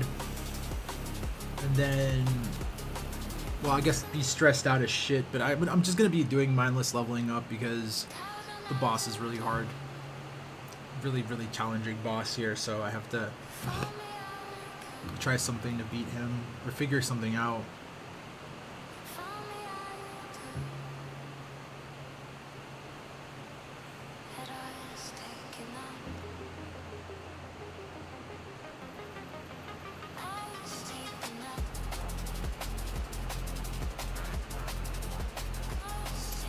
Yeah, but it's gonna be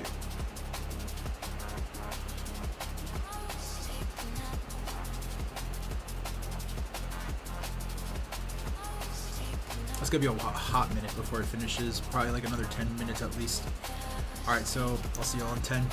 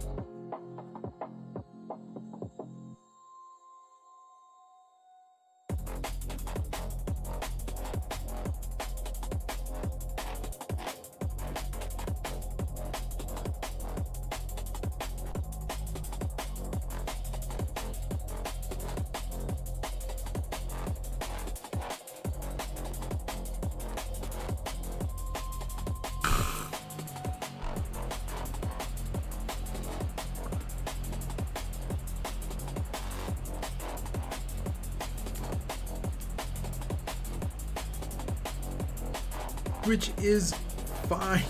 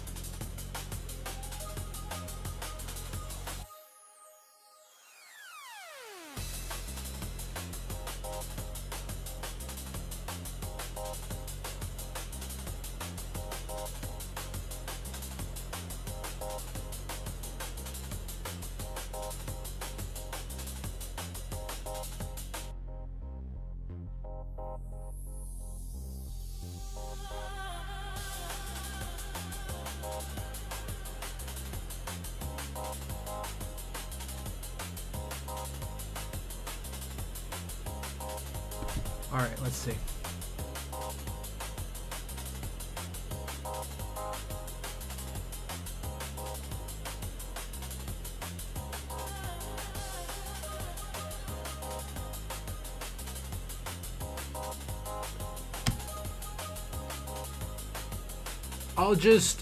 I'll literally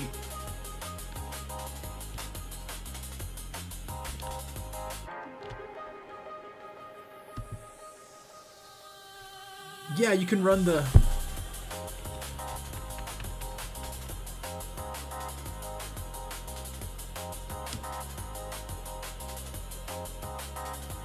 decision one.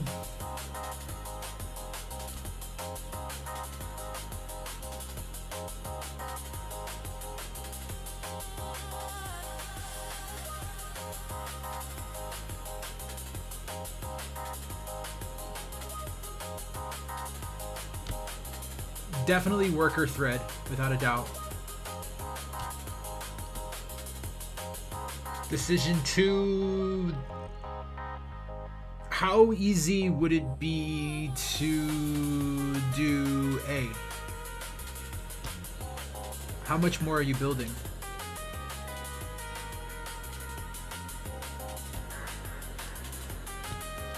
And then if we're running that with A, can we check the entire flow of everything? I mean, that would technically test all of it, right?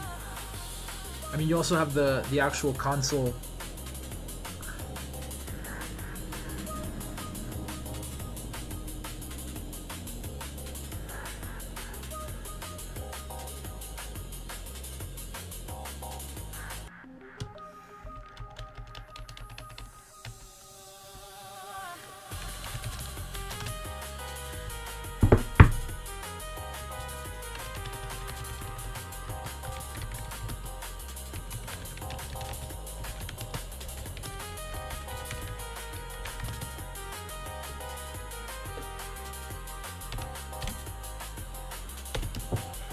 But honestly, I think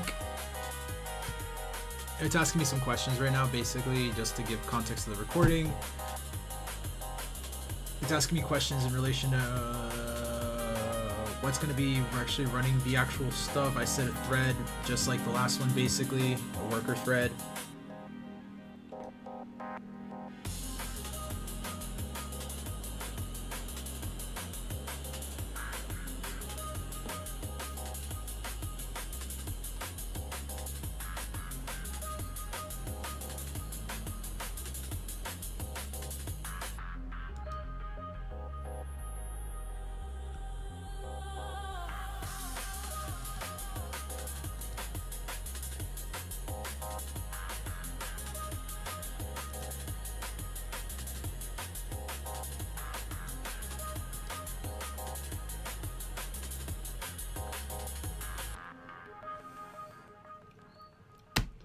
I would rather just test it myself, because that way I could just run it. This is not like something that's super, unless you think, it depends on how much you have to build to do A.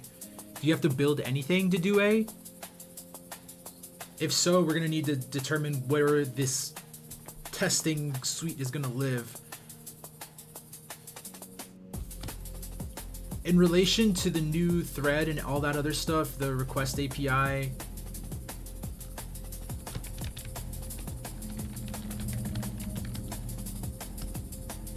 I think that we should separate the types of, for example, like browser and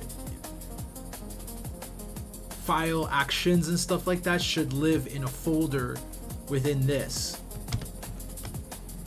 The other file that exists there is the actual API connection itself, or maybe even it should even live within the other folder, like the API requests. I think that we should keep them separate, so then that way we know where things are instead of just looking at one giant API file. You know what I mean? In relation to the stuff that's going to get built out on the app side.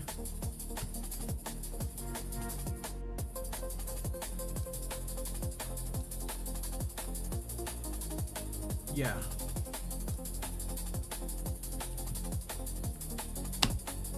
But yeah, I still have that question regarding the testing. If you think that we can run pretty successful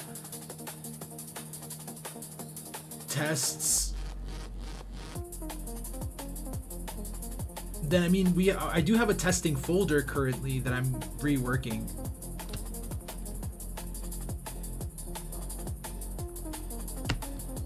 But I want to see what you would build without that context, actually. So ignore the context of the current folder and make a new one.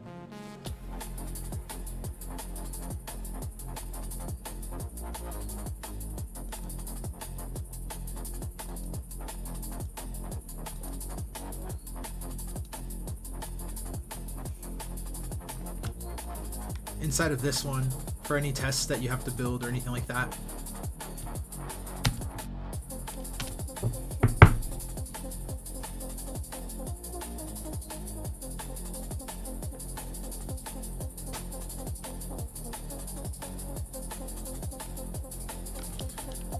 Fear that I'm gonna run out of fucking tokens, dude.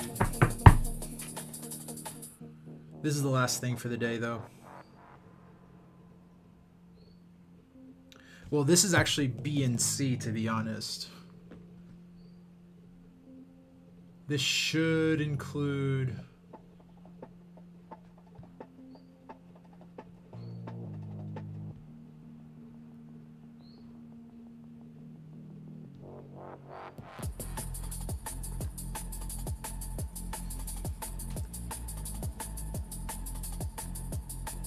Then the refresh systems are last. Alright. Let's see what this spits out. This is gonna be fucking working for a hot minute again. Pausing recording. It sucks. I'm getting throttled, dude. That's literally what it is. It's like, it waits like 2 minutes before it even starts. Usually like a minute 30, to be honest. Watch this.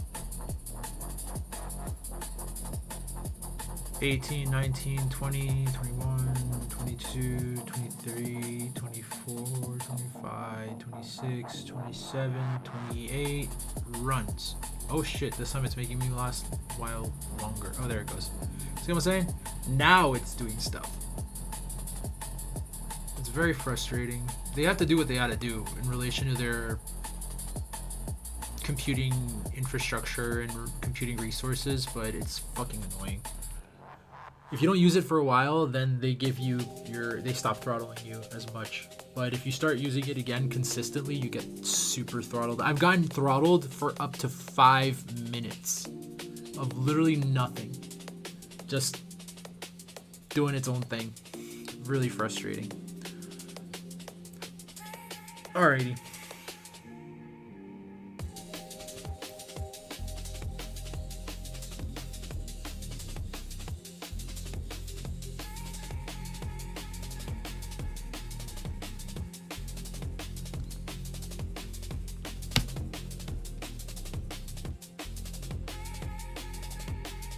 Actually, yeah, I like that. Doc API smoke.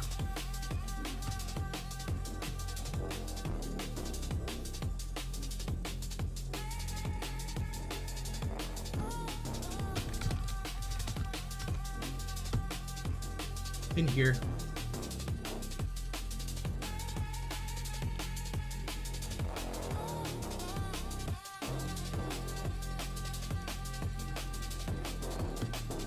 Make that a folder in here.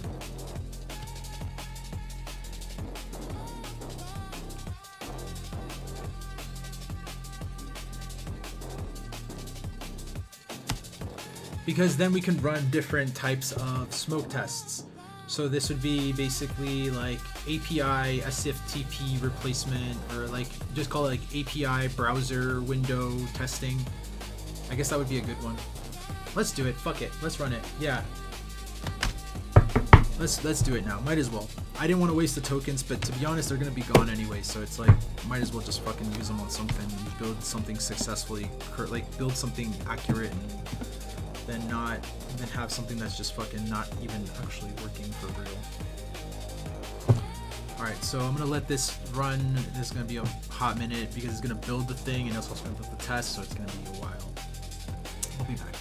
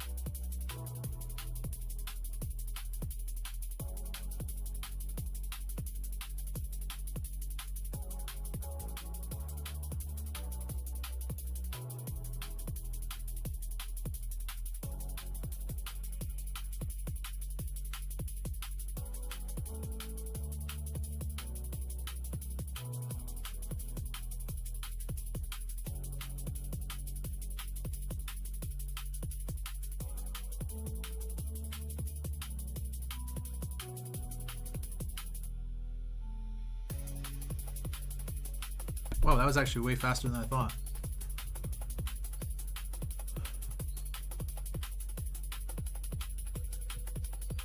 Holy shit, this is great.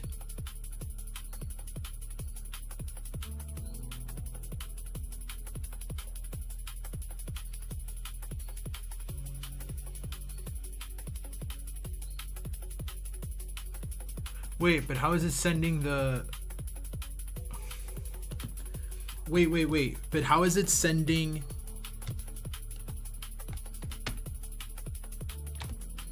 Hold on.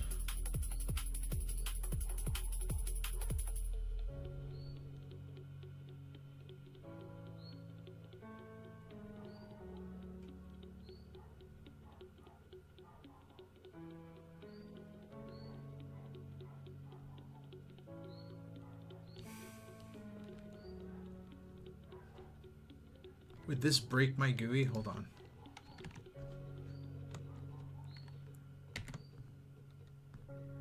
Yeah, it's no longer crashing. Okay, hold on a second.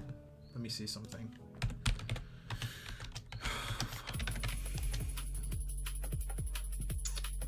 Nice. Alright, so, okay. Wait, how is it sending, or how is it checking the user in relation to the API request? How is it doing that?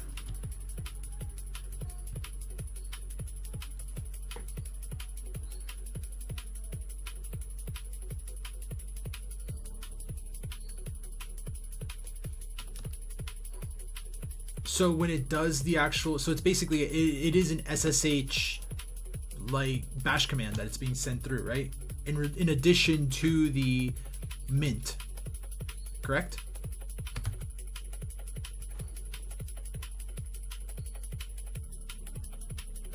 Like it's sending a who am I within the mint request through SSH.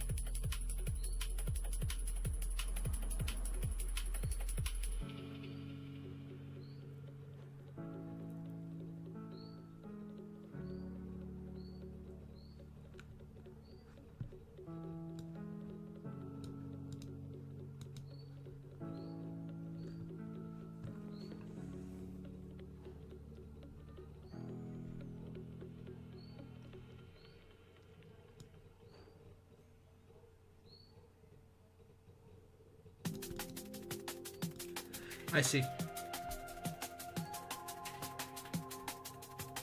That's fine.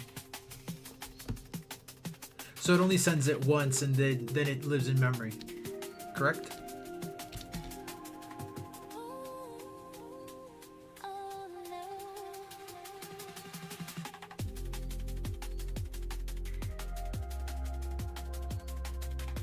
Perfect. All right, solid. Do a git push.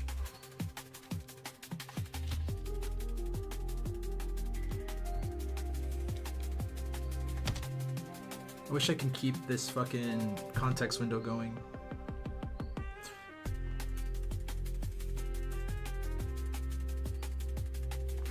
Oh wait, shit.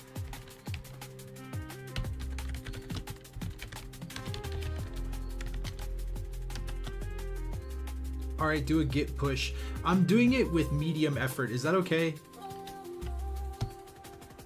I just don't want to waste the tokens, but then again, it might miss stuff. That's the other side of it. I've been noticing that the medium effort is not as good as it once was.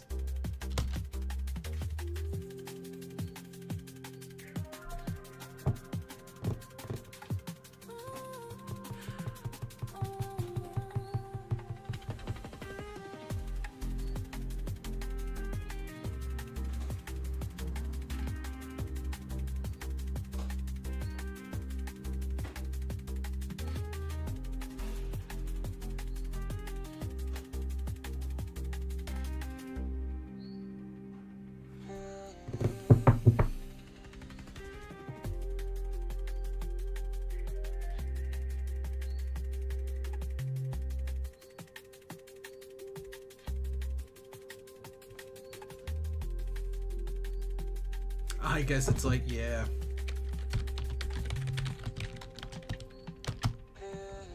All right, run it. I swapped over to Max. Run the git push. All right, I'm gonna pause this recording again. We're gonna have stuff to fix tomorrow. Let's actually call this end of day. It is 7:02 p.m. I'm calling it end of day. It was a short day. No comments to add or anything like that.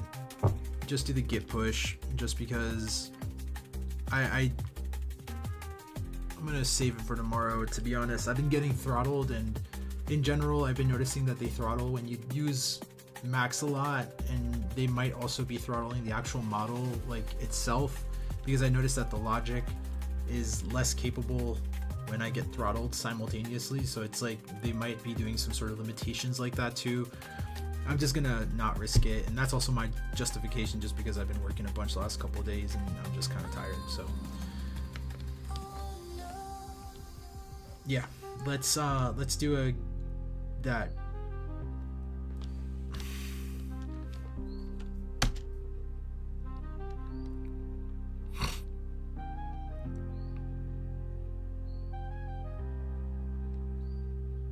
All right, I'm gonna pause the recording here because it's gonna take a hot minute.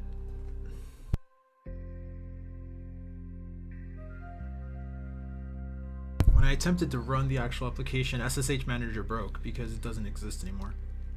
That's fine.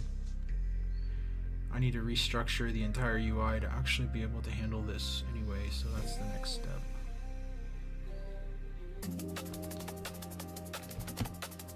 Also, please update the ticket with anything that was completed and anything that's left over that we need to complete, please and thank you. From this workflow, and then in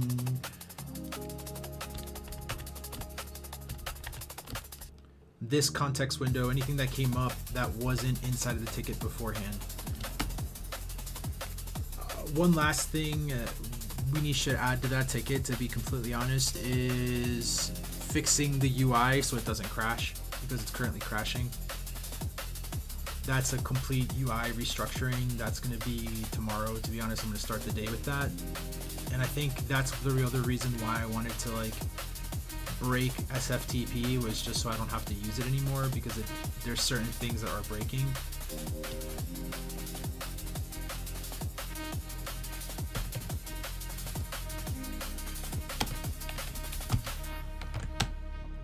This is my last run attempt error message, which is basically SSH Manager, which was removed. So that's correct. Technically, there isn't anything to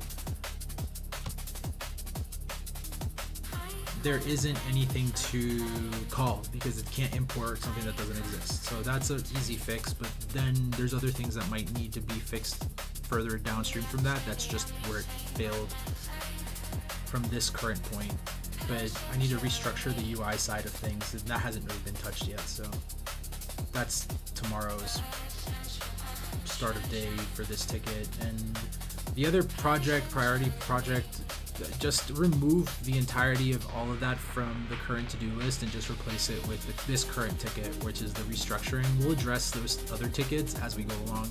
They're going to be fixed as a byproduct of the restructuring anyway. And then anything that isn't fixed as a byproduct is stuff that needs to, like, that would be like hardening, in which case that's just a great list to have of things that we should address. So yeah. All right.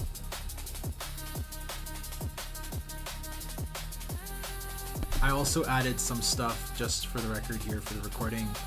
I added this whole shit. This is a long ass message, but basically in a nutshell, things that we should do tomorrow: removing stuff from the current to-do list. Basically tomorrow we're going to be starting with the UI rebuild, just to make sure that it doesn't crash on boot, because that's what happened today. So then that's basically, this is an easy fix too. This is not like crazy or anything like that. Basically, SSH Manager from SSH Utils doesn't exist anymore, so it's importing something that doesn't exist anymore. That makes sense. So yeah, we'll figure this out one step at a time. But that's pretty much all of the stuff that we're doing tomorrow.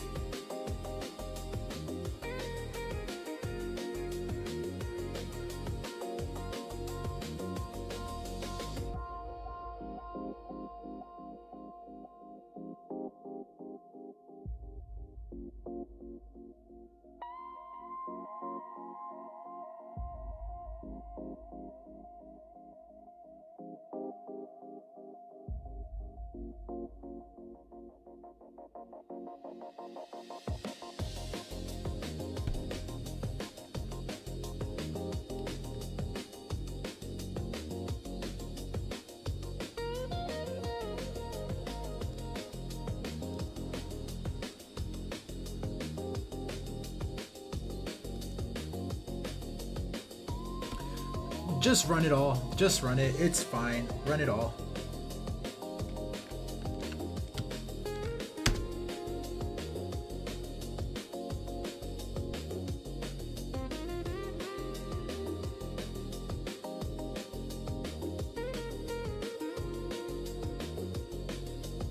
Alright, that's it for today in terms of the work stuff. I'm gonna pause.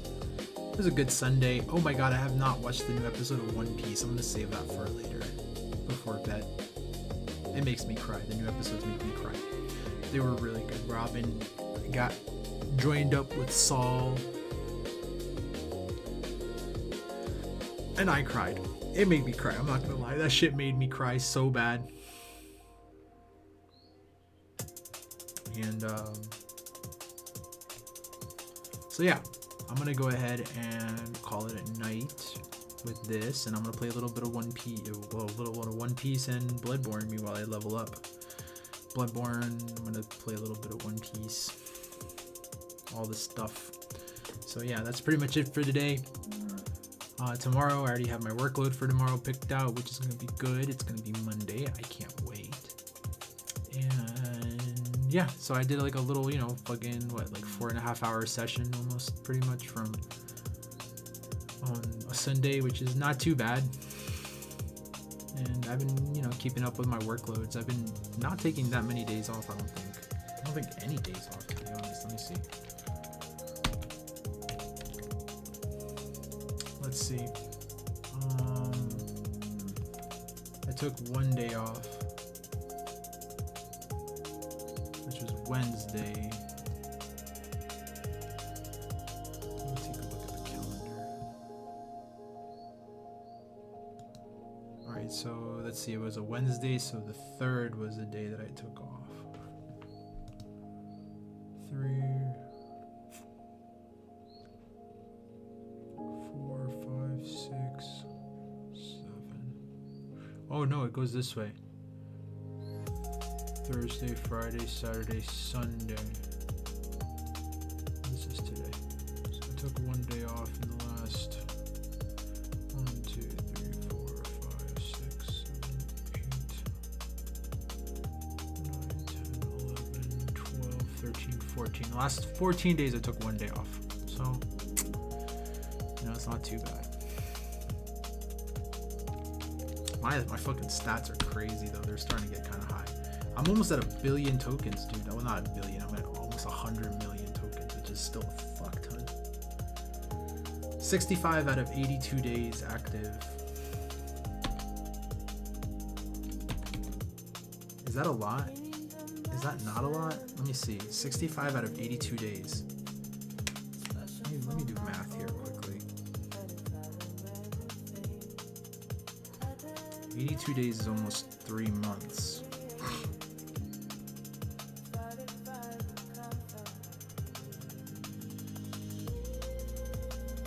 That's 17 days off in the last 3 months.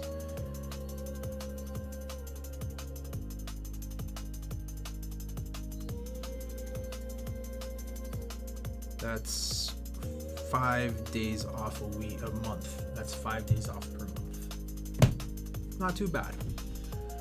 I've been hitting it hard though, to be honest. That's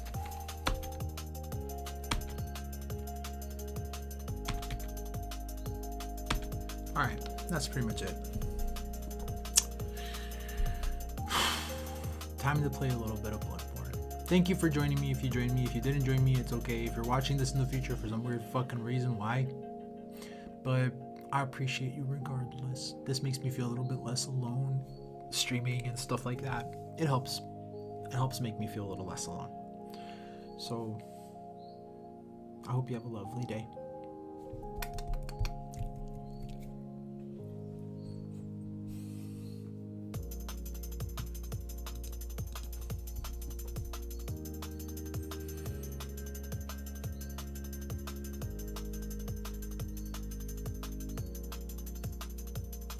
Three, two, one.